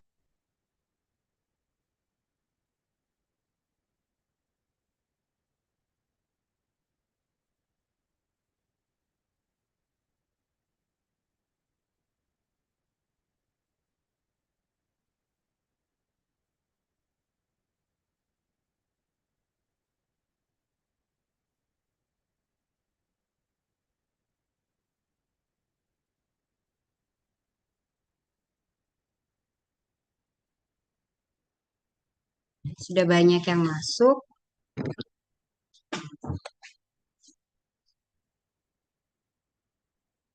Iya ya, Bunda Nadifa. Kalau disuapi anaknya sambil pegang prispun itu termasuk distraksi bukan ya? Kalau eh, alat-alat makan itu boleh ya, karena itu adalah bagian dari makan gitu ya. Jadi kadang-kadang ada anak nih yang seneng makan, dia pakai atau pegang atau dia main-mainnya itu main sendok warna-warni ya, sendok silikon, sendok prispun, boleh, itu boleh. Kalau misalnya di apa namanya digunakan untuk menjadi alat pembelajarannya dia, alat-alat makannya itu boleh banget ya. Jadi bisa piring, mangkok, sendok-sendok, garpu yang aman itu boleh ya. Biasanya anak malah semakin semangat senangnya. Nih ya, Bunda Uterus Shifafla ya. Menurut WHO yang terbaru, bayi yang tidak ASI, susu yang direkomendasikan adalah susu fortifikasi atau hewani. Contoh susu hewani seperti apa ya? Lalu jika anaknya tidurnya tidak menentu, otomatis jadwal makan terganggu. Nah, bagaimana caranya agar jadwal makan tetap terjaga meskipun tidur anak masih tidak menentu? Nah, yang pertama ini ya, betul ya kalau yang WHO terbaru itu adalah eh, bayi yang tidak diberi ASI adalah susu fortifikasi. Jadi susu yang memang cair ya. Jadi susu hewan yang memang cair sudah tidak, bahkan untuk 1 tahun ke atas WHO sudah tidak memperbolehkan atau tidak merekomendasikan susu formula. Jadi bisa diberikan susu yang mungkin UHT yang plain yang tidak ada rasa-rasa, ataupun susu yang di pasteurisasi ya. Kalau sudah 1 tahun ke atas itu sudah bisa minum susu cair pasteurisasi gitu. Jadi kalau yang di bawah 6 bulan, di bawah 12 bulan yang tidak mendapatkan ASI itu masih boleh menggunakan susu formula sebagai lanjutannya gitu ya. Tapi setelah 1 tahun oleh WHO itu sudah tidak direkomendasikan lagi melanjutkan pembelian formula, tetapi bisa diganti dengan susu hewan ya, susu hewan yang cair ya. Kalau anak tidurnya tidak menentu, nah ini Bunda perlu juga diperhatikan bahwa anak itu perlu diajarkan untuk tidur yang teratur. Kenapa demikian? Karena ada jam-jam enzim-enzim di dalam tubuh itu, enzim-enzim pertumbuhan itu ada jam-jam keluarnya gitu. Jadi enzim pertumbuhan itu misalnya untuk tinggi badan itu ya, itu akan keluar di atas jam 8 atau jam 9 malam gitu. Jadi kalau anak belum tidur pada jam tersebut itu akan mengganggu tumbuh kembangnya dia, pertumbuhannya gitu ya. Jadi diusahakan dulu anak tidur teratur dulu, baru dia bisa diberikan jadwal makannya.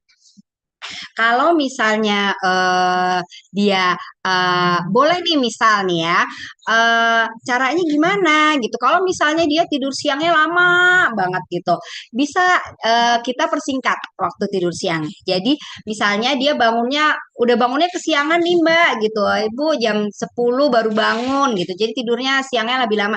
Jadi jam 7, walaupun anak itu tidur baru misalnya malamnya tidurnya jam 12 malam gitu. Jam 7 atau jam 6 sudah kita bangunkan ya, kita mandikan, kita berikan sarapan ya. Nanti dia waktunya tidur 1 jam paling banyak. Pak, maksimal 1 jam kita sudah bangunkan. Jadi dia akan lebih cepat ngantuk lagi gitu di sekitar jam 7, jam 8 dia akan mengantuk. Jam 7, jam 8 kita bawa masuk kamar, matikan lampu, boleh kita sambil nenenin, kita gendong gitu ya. Kita sudah mengatur waktunya. Karena memang kalau waktu tidur tidak teratur, jadwal makan pasti tidak akan bisa kita buat gitu, karena kita nggak tahu nih jam jam berapa dia laparnya, sarapannya jam berapa. Jadi sebaiknya eh, sambil jalan kita mengatur jadwal makan, kita atur waktu tidurnya juga untuk pertumbuhan yang optimal ya. Ada yang mau bertanya langsung? Sebentar.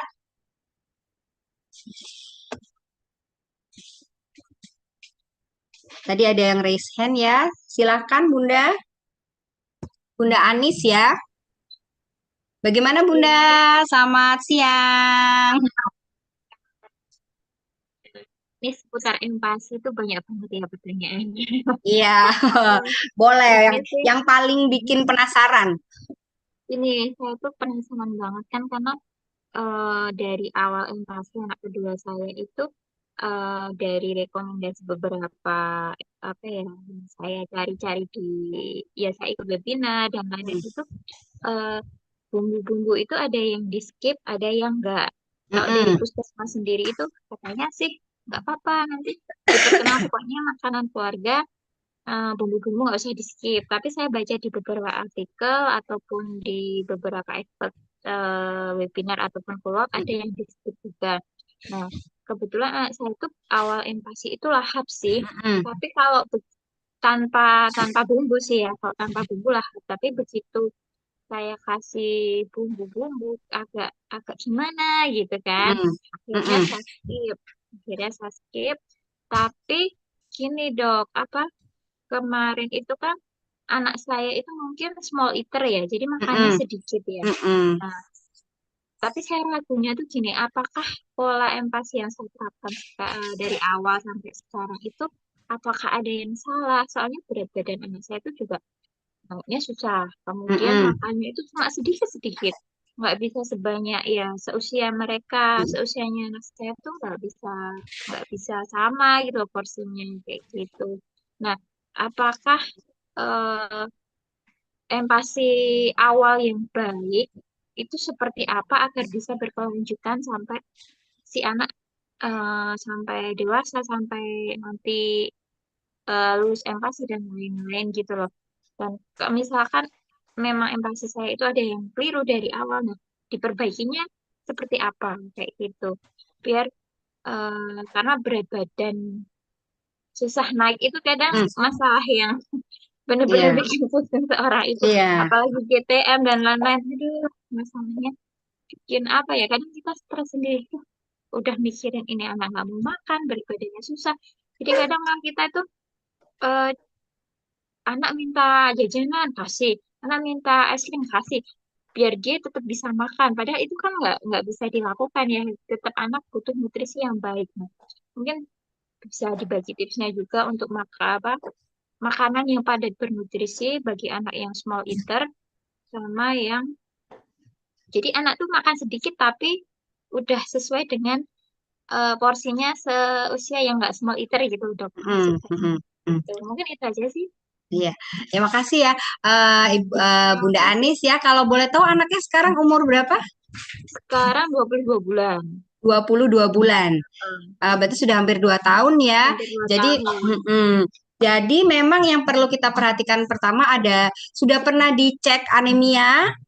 Belum pernah. Nah, jadi kadang-kadang ada penyakit-penyakit yang tersembunyi gitu ya. Jadi ada anemia, ada ISK, ada TB. Nah, tiga penyakit ini merupakan sumber utama anak-anak itu susah naik berat badannya. Nah, kalau bisa misalnya kalau misalnya bisa ke puskesmas untuk cek anemia atau ISK itu boleh dan penting sekali. Jadi semakin cepat kita tahu penyebabnya, itu semakin bisa cepat kita tangani ya.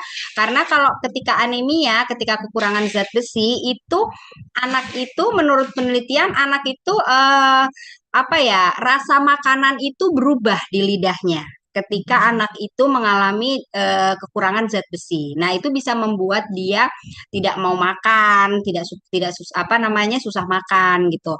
Jadi sebaiknya kalau saran saya yang pertama adalah kita cek dulu anemia, ada anemia atau ISK, itu penting. Kalau misalnya yang dua itu sudah dan TB juga ya, kalau ada sekiranya ada kadang-kadang suka apa namanya, batuk atau demam yang nggak jelas gitu ya, itu bisa juga kita curigai juga. Jadi tiga penyakit ini harus kita hilangkan dulu gitu. Maksudnya ada atau tidak gitu. Karena kalau kalau walaupun makannya bagus, menunya enak gitu ya, feeding rules-nya udah bagus, tapi kalau anak itu punya tiga penyakit itu tetap saja selera makan rendah dan berat badan kurang ya. Terus kalau untuk small eater, nah ini juga small eater itu setiap suapannya itu berharga. Jadi setiap suapannya itu kalau bisa sudah mengandung 4 bintang tadi gitu.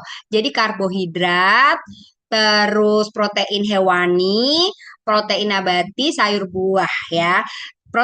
Karbohidrat dan protein hewaninya boleh diperbanyak. Jadi begitu dia sekali makan, dia itu sudah memenuhi itu. Kalau sudah hampir 2 tahun berarti kan sudah makan makanan rumah. Jadi berikan makanan rumah yang 4 bintang itu, Bunda Anis. Dan jangan lupa responsif feedingnya adalah makan bersama keluarga.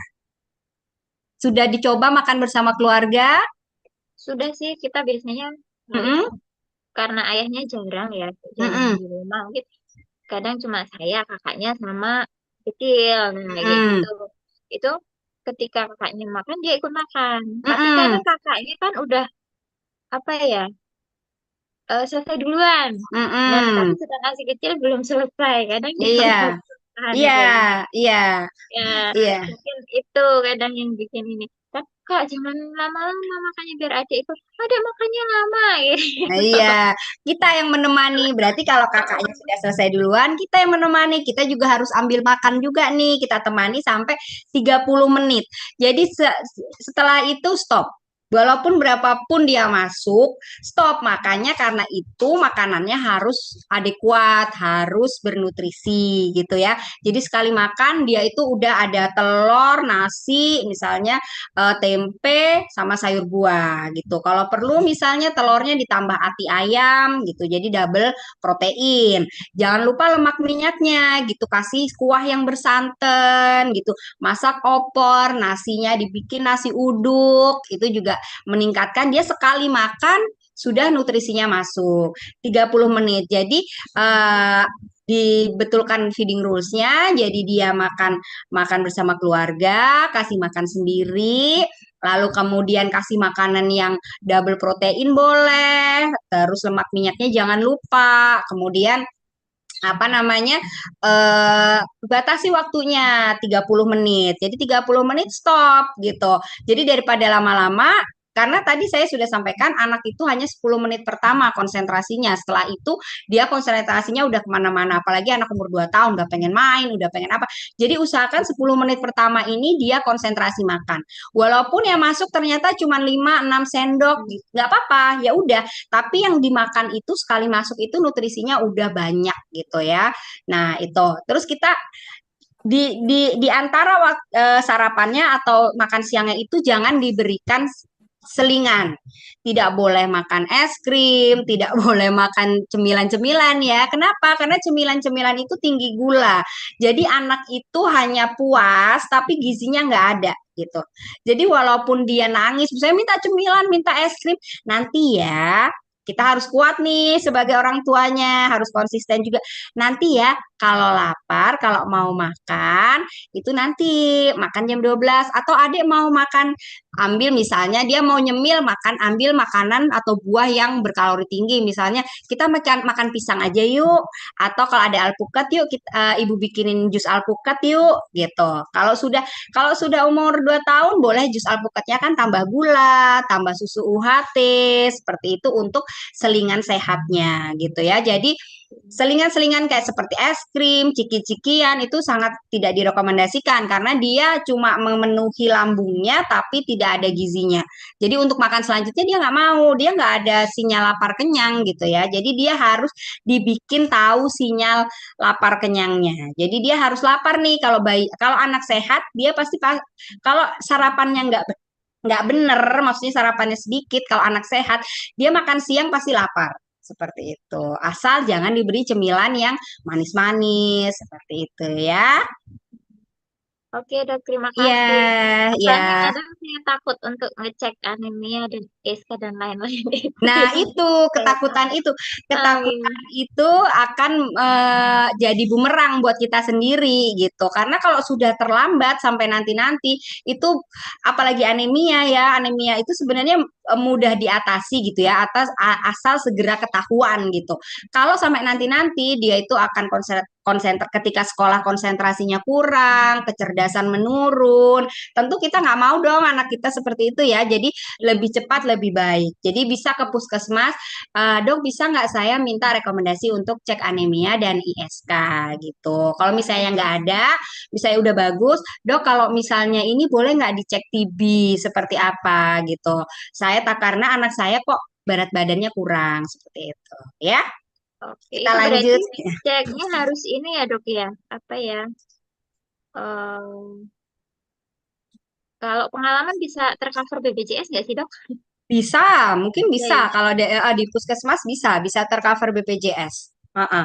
Itu Mungkin termasuk. minta rujukan. Soalnya fase saya kan bukan di puskesmas. Hmm, hmm, hmm, Jadi hmm, mungkin hmm. minta rujukan atau apa gitu mungkin ya. Iya, betul, betul. Ha-ha. Tanya, tanya puskesmasnya. Ini kalau misalnya saya mau cek anemia dan ISK seperti apa? Seperti itu ya, Bunda Anis ya. Ya, terima kasih Iya, dok. Sehat semoga selalu. tetap semangat ya. Iya, terima Lanjut ke kasih. pertanyaan hmm, Bunda Nela ya. Saya mau tanya, anak saya sudah jalan MPASI 3 minggu dan alhamdulillah lahap. Namun 3 hari ini lebih butuh effort, tapi makanya tetap habis kurang lebih 30 menit. Saya tumbuh gigi bagian bawah.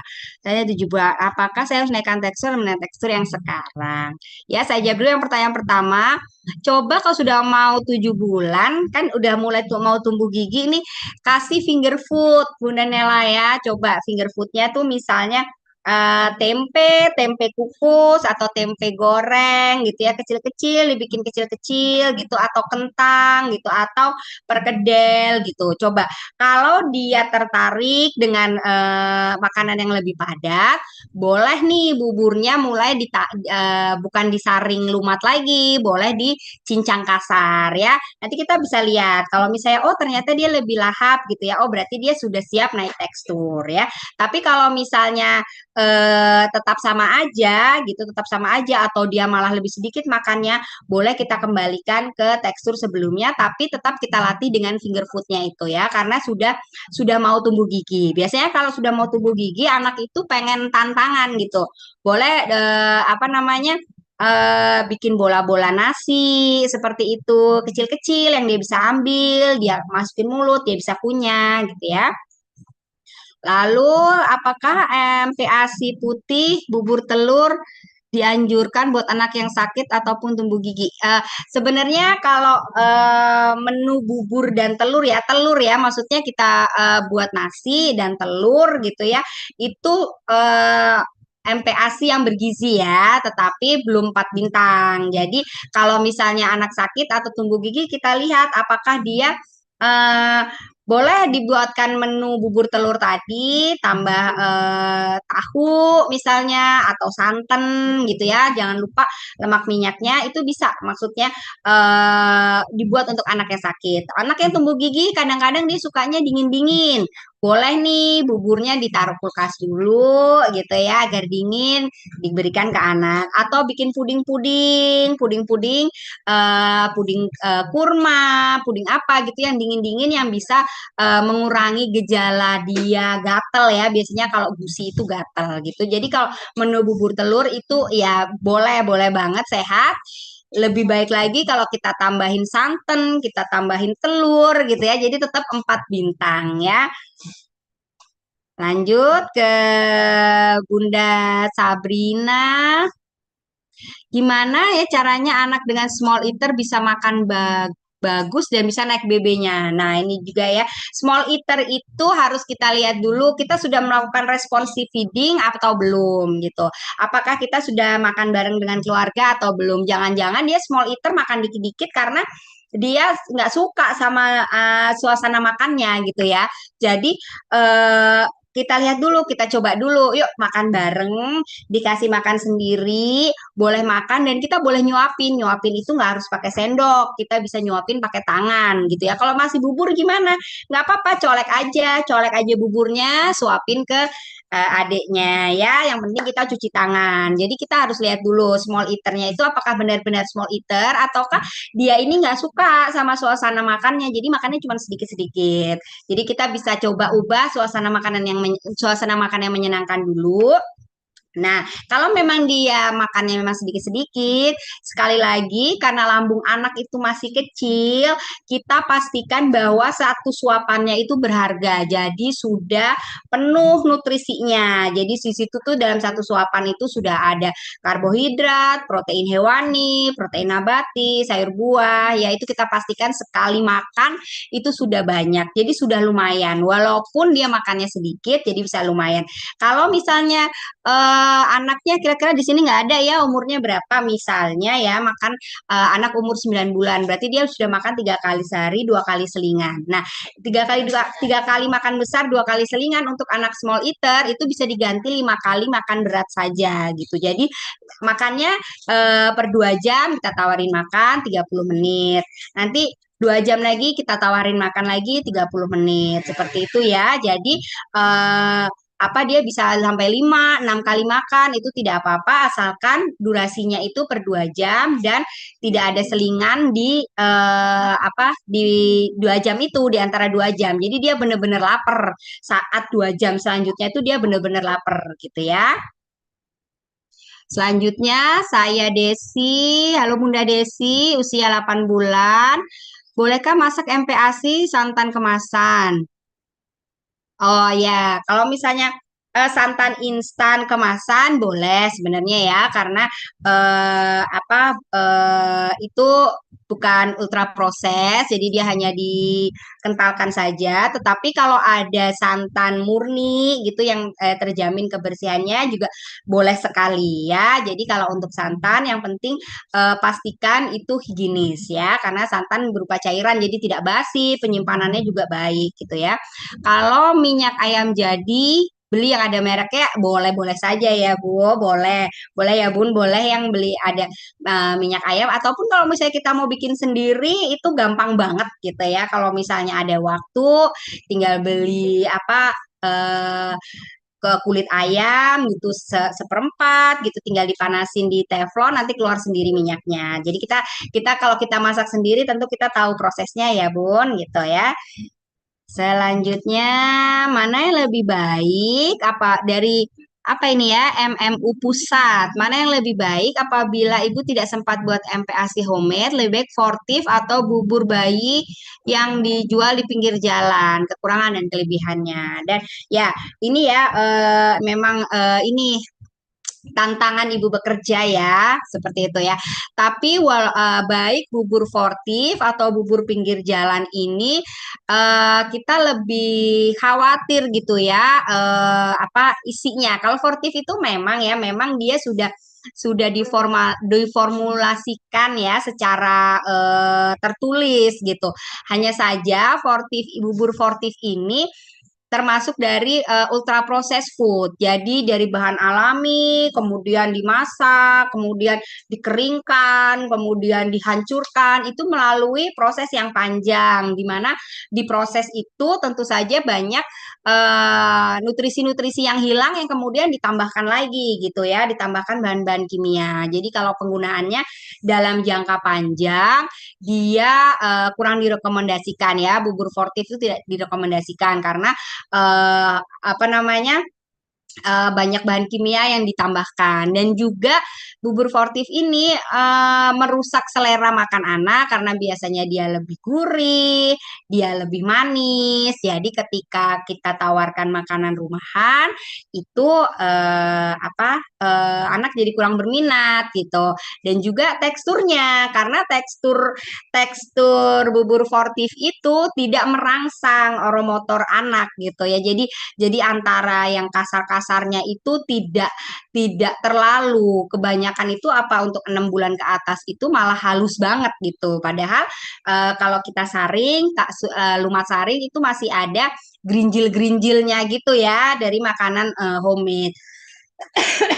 Kalau bubur bayi yang dijual di pinggir jalan, itu sekali lagi kita tidak tahu bagaimana prosesnya, higienis atau tidak ketika si penjual itu memasak, ketika si penjual itu membawa apa membuat buburnya itu ya. Jadi dan kita nggak tahu juga nih dalamnya apa aja gitu. Apakah benar nggak ditambahin micin gitu ya? Apa benar nggak ada gula garam sama sekali gitu? Terus gimana kita bisa memastikan bahwa itu bagus gitu ya untuk anak kita gitu. Tapi di sini memang tantangannya tidak sempat buat MPASI homemade. Nah, bisa karena sebenarnya yang sudah kita jelaskan tadi dari WHO dan Kemenkes, MPASI homemade itu mudah ya, Bunda ya apa aja yang dimakan keluarga itu. Apakah Bunda makan masak atau tidak ya? Atau bisa mengikuti dari buku KIA. Bunda bisa misalnya masak nasi, kemudian hari itu ayam, bayam, sama tahu. Ya, Bunda bisa bikin itu di santan, misalnya sayur santan seperti itu, masaknya cepat seperti tadi di masak sayur bobor itu ya, itu hanya sekitar 30 menit itu sudah jadi, tinggal kita haluskan sesuai usia, kita kasih di 3 wadah, misalnya Bunda kerja dari pagi sampai sore gitu ya, 3 kali makan atau 2 kali makan, boleh kita langsung masukkan ke wadah setelah matang, kita haluskan sesuai tekstur usianya, lalu kita wadahkan di wadah-wadah, kemudian bisa untuk bayi makan gitu ya. Jadi persiapannya untuk MPASI homemade WHO Kemenkes itu sangat mudah sebenarnya Bunda ya. Jadi bisa dicoba untuk membuat MPASI homemade, nggak usah yang rumit-rumit, nggak usah yang aneh-aneh, hanya masak seperti biasa saja, tinggal disesuaikan teksturnya gitu ya. Kalau kalau dibilang kekurangan dan kelebihannya ya tentu lebih banyak kurangnya ya daripada lebihnya gitu ya. Semoga menjawab. Selanjutnya, apakah normal anak MPASI pupnya berkali-kali sampai 5 kali? Tapi padat. Nah, tapi selama tidak ada gejala ya, selama tidak ada gejala demam atau kan lemes gitu, atau misalnya si anak rewel, itu bisa saja ya, karena eh, itu namanya makanan biasanya dapat makanan cair, ASI gitu ya, kemudian pencernaannya harus mencerna makanan padat gitu. Itu bisa dia jadi begitu ada makanan padat masuk, apa langsung berkontraksi gitu, usus besarnya itu langsung berkontraksi, langsung mengeluarkan. Yang harus kita perhatikan selama tidak ada gejala demam, rewel, dehidrasi, itu tidak apa-apa, cuma kita perhatikan juga ke apa namanya, berat badannya. Apakah dia pup berkali-kali ini mempengaruhi berat badannya atau tidak gitu ya. Kalau misalnya mempengaruhi berat badannya, Bunda bisa berkonsultasi ke dokter anak, dan biasanya mereka akan meresepkan ini ya, probiotik gitu untuk memperbaiki saluran cerna. Jadi walaupun cepat keluar, tapi nutrisinya itu bisa terserap dengan baik. Jadi memperbaiki saluran cernanya. Begitu ya Bunda. eh Desi, kemudian tadi Bunda Anis, apakah small eater itu efek dari MPASI yang kurang baik? Oh, tadi sudah ya, Bunda ya. Jadi eh, menunya itu kita lebih ke coba kita ini ke responsive feedingnya ya. Kita fokuskan ke responsive feeding dulu dibanding ke menunya. Kemudian Bunda Ulfa lagi, apakah tidak masalah jika tidak pakai kudapan atau buah karena tidak suka? Kalau eh, selama kita yakin makanan beratnya ini ya, selama makanan beratnya ini sudah memenuhi 4 bintang gitu ya, kita tidak apa-apa ya, tidak pakai kudapan, atau buah juga tidak perlu. Kalau misalnya tadi sayur buah hanya perkenalan, memang sebaiknya diberikan setiap hari. Kalau misalnya memang untuk berat badan ya, kita bisa berikan buah-buah seperti alpukat, mangga gitu yang kalorinya tinggi gitu. Eh, Sekali lagi, kalau misalnya selama kita yakin bahwa makan beratnya ini sudah mencukupi, kita tidak perlu memakai kudapan yang tinggi kalori. Tetapi kalau makannya masih belajar, kita boleh banget bikin kudapan-kudapan tinggi kalori yang bisa memboost BB-nya ya. Next ke Bunda Dela. Untuk piring lebih direkomendasikan piring sekat atau tidak ya dok? Kalau nggak sempat saring, boleh nggak sih blender gitu ya? Kalau misalnya piring, kalau bisa mangkok yang ada ukurannya itu, Bun. Kalau misalnya buat MPASI sampai 6 bulan, itu bisa kita pakai mangkok yang ada apa ukurannya, ukuran 250. Jadi kita pastikan bahwa anak ini mendapatkan mendapatkan jumlah yang sesuai dengan umurnya gitu ya. Kalau misalnya mau dibikin ditaruh di piring sekat ya boleh-boleh aja. Kadang-kadang karena ada anak yang senangnya itu tempat makannya lucu-lucu. Tapi sebaiknya kita ukur dulu nih pakai pakai mangkok yang ada ukurannya itu. Jadi kalau misalnya anak udah umur 9 bulan, dia harus 125 mili gitu, kita taruh dulu makanannya di mangkok itu ya, yang selain belum ada kuahnya ya. Jadi apa, karbohidrat, protein kita taruh dulu di 120 itu, baru kita taruh di piring-piring yang bersekat itu. Walaupun jadi nyampur-nyampur ya, akhirnya nggak apa-apa. Yang penting kalau piring bersekat itu biasanya bentuknya lebih lucu. Jadi anak-anak juga bisa semangat gitu makannya. Kalau nggak sempat saring, boleh blender. Se Kenapa kita utamakan saring? Karena kalau ketika di blender kan kita biasanya nambahin air tuh ya untuk blendernya itu walaupun cuma sedikit. Nah, air itu akan membuat anak lebih kenyang. Kita ingat lagi, lambung anak itu sangat kecil, masih kecil. Jadi sebisa mungkin yang masuk ke dalam lambungnya ini tuh bener-bener makanan nih gitu, makanan yang bernutrisi gitu. Jadi kalau di blender kadang-kadang kita harus nambahin air sehingga teksturnya lebih encer gitu. Dan panas dari blender itu sendiri bisa mengurangi nutrisi atau mikronutrien dari makanan gitu. Jadi memang kalau sebisa mungkin disaring. Kalau misalnya sibuk, langsung aja saring untuk 3 atau 4 kali makan, ditaruh di wadah-wadah, disimpan di kulkas. Nanti tinggal kalau kita mau konsumsi, kita panaskan gitu ya. eh Bunda Niken, lanjut. Apakah setelah 6 bulan anak perlu konsumsi zat besi dan vitamin D setiap hari sebagai sumber tambahan? Sebenarnya zat besi dan vitamin D ini memang diperlukan ya, Bun ya, buat anak gitu. Tapi kalau kita tidak ada gejala-gejala yang menunjukkan anak kita kekurangan zat besi atau kekurangan vitamin D, kita bisa mengoptimalkan dari makannya gitu ya. Bisa dilihat dari mana nih cukup atau enggak? Kita bisa lihat dari pertumbuhannya, dari KMS-nya, pertumbuhan berat badannya gitu ya. Jadi kalau berat badannya naik sesuai KMS tanpa minum zat besi dan vitamin D ya tidak usah, berarti itu sudah tercukupi dari makan sehari-hari. Tapi sebaliknya kalau misalnya sudah makan menu seimbang, sudah gizinya sudah baik, tetapi ternyata berat badannya masih dianggap kurang, tentu kita harus konsul gitu ya ke dokter, apakah ada kemungkinan apa namanya penambahan atau zat besi dan vitamin D itu diteruskan gitu ya.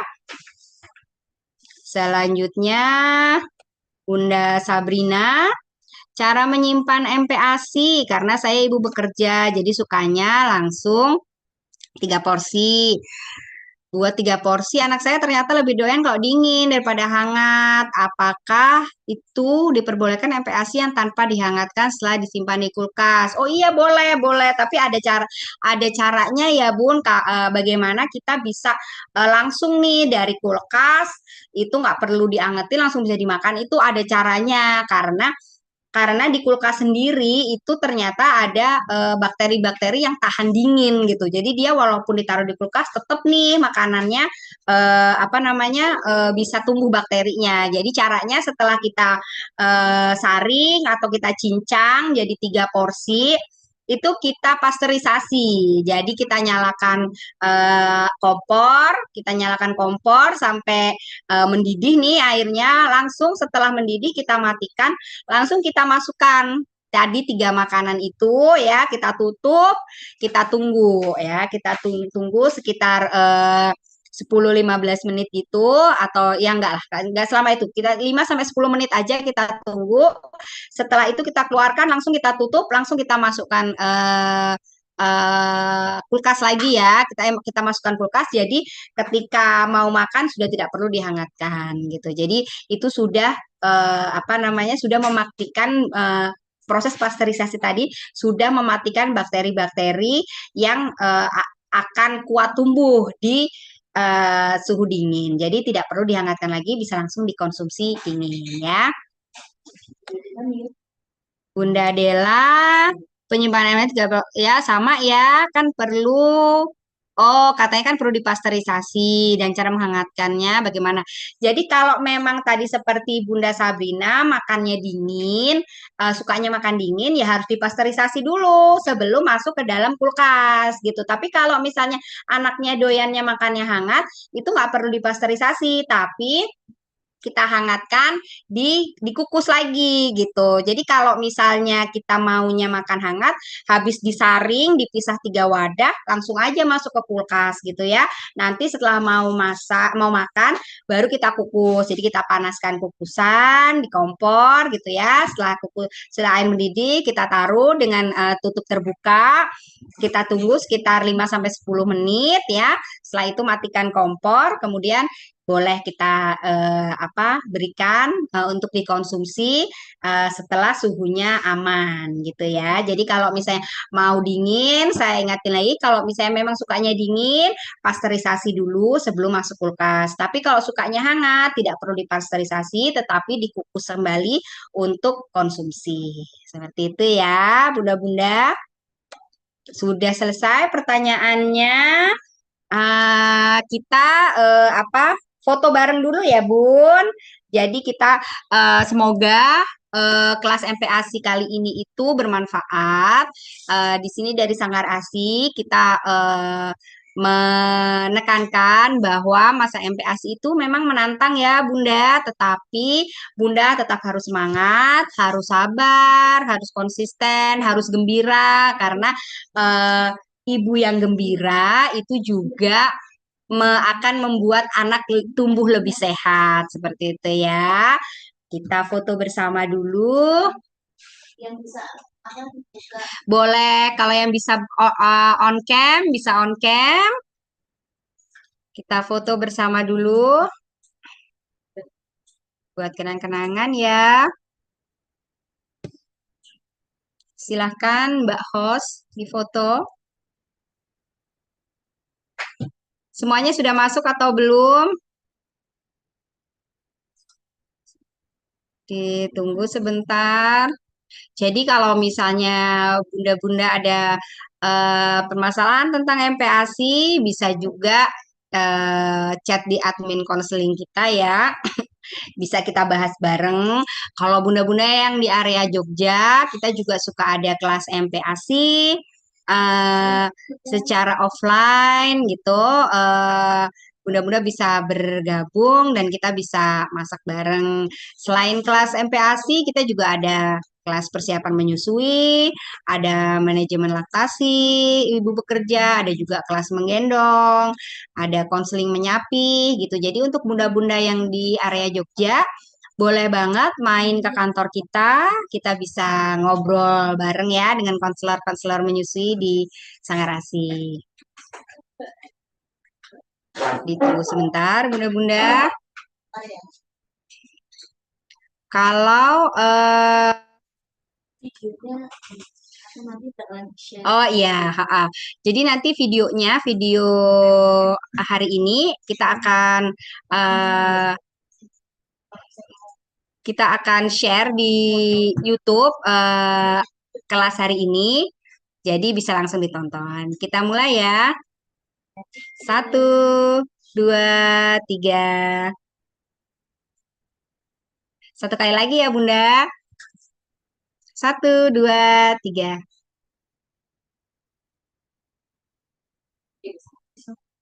Oh iya,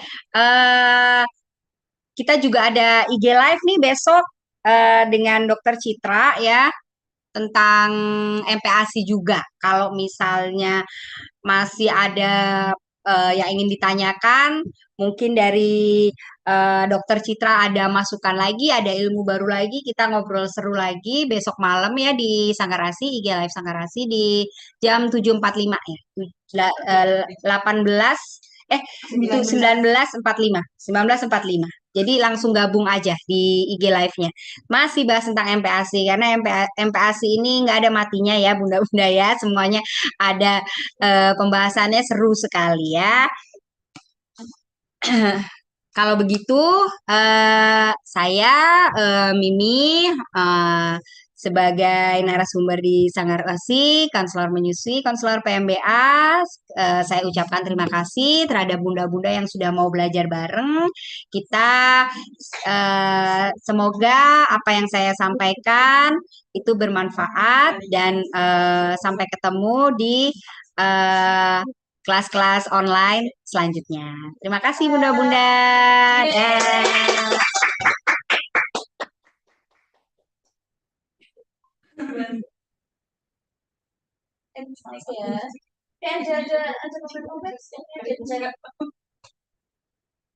Terima kasih ilmunya.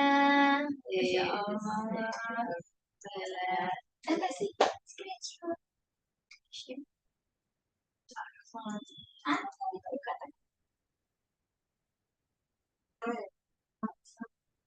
Live meeting ya.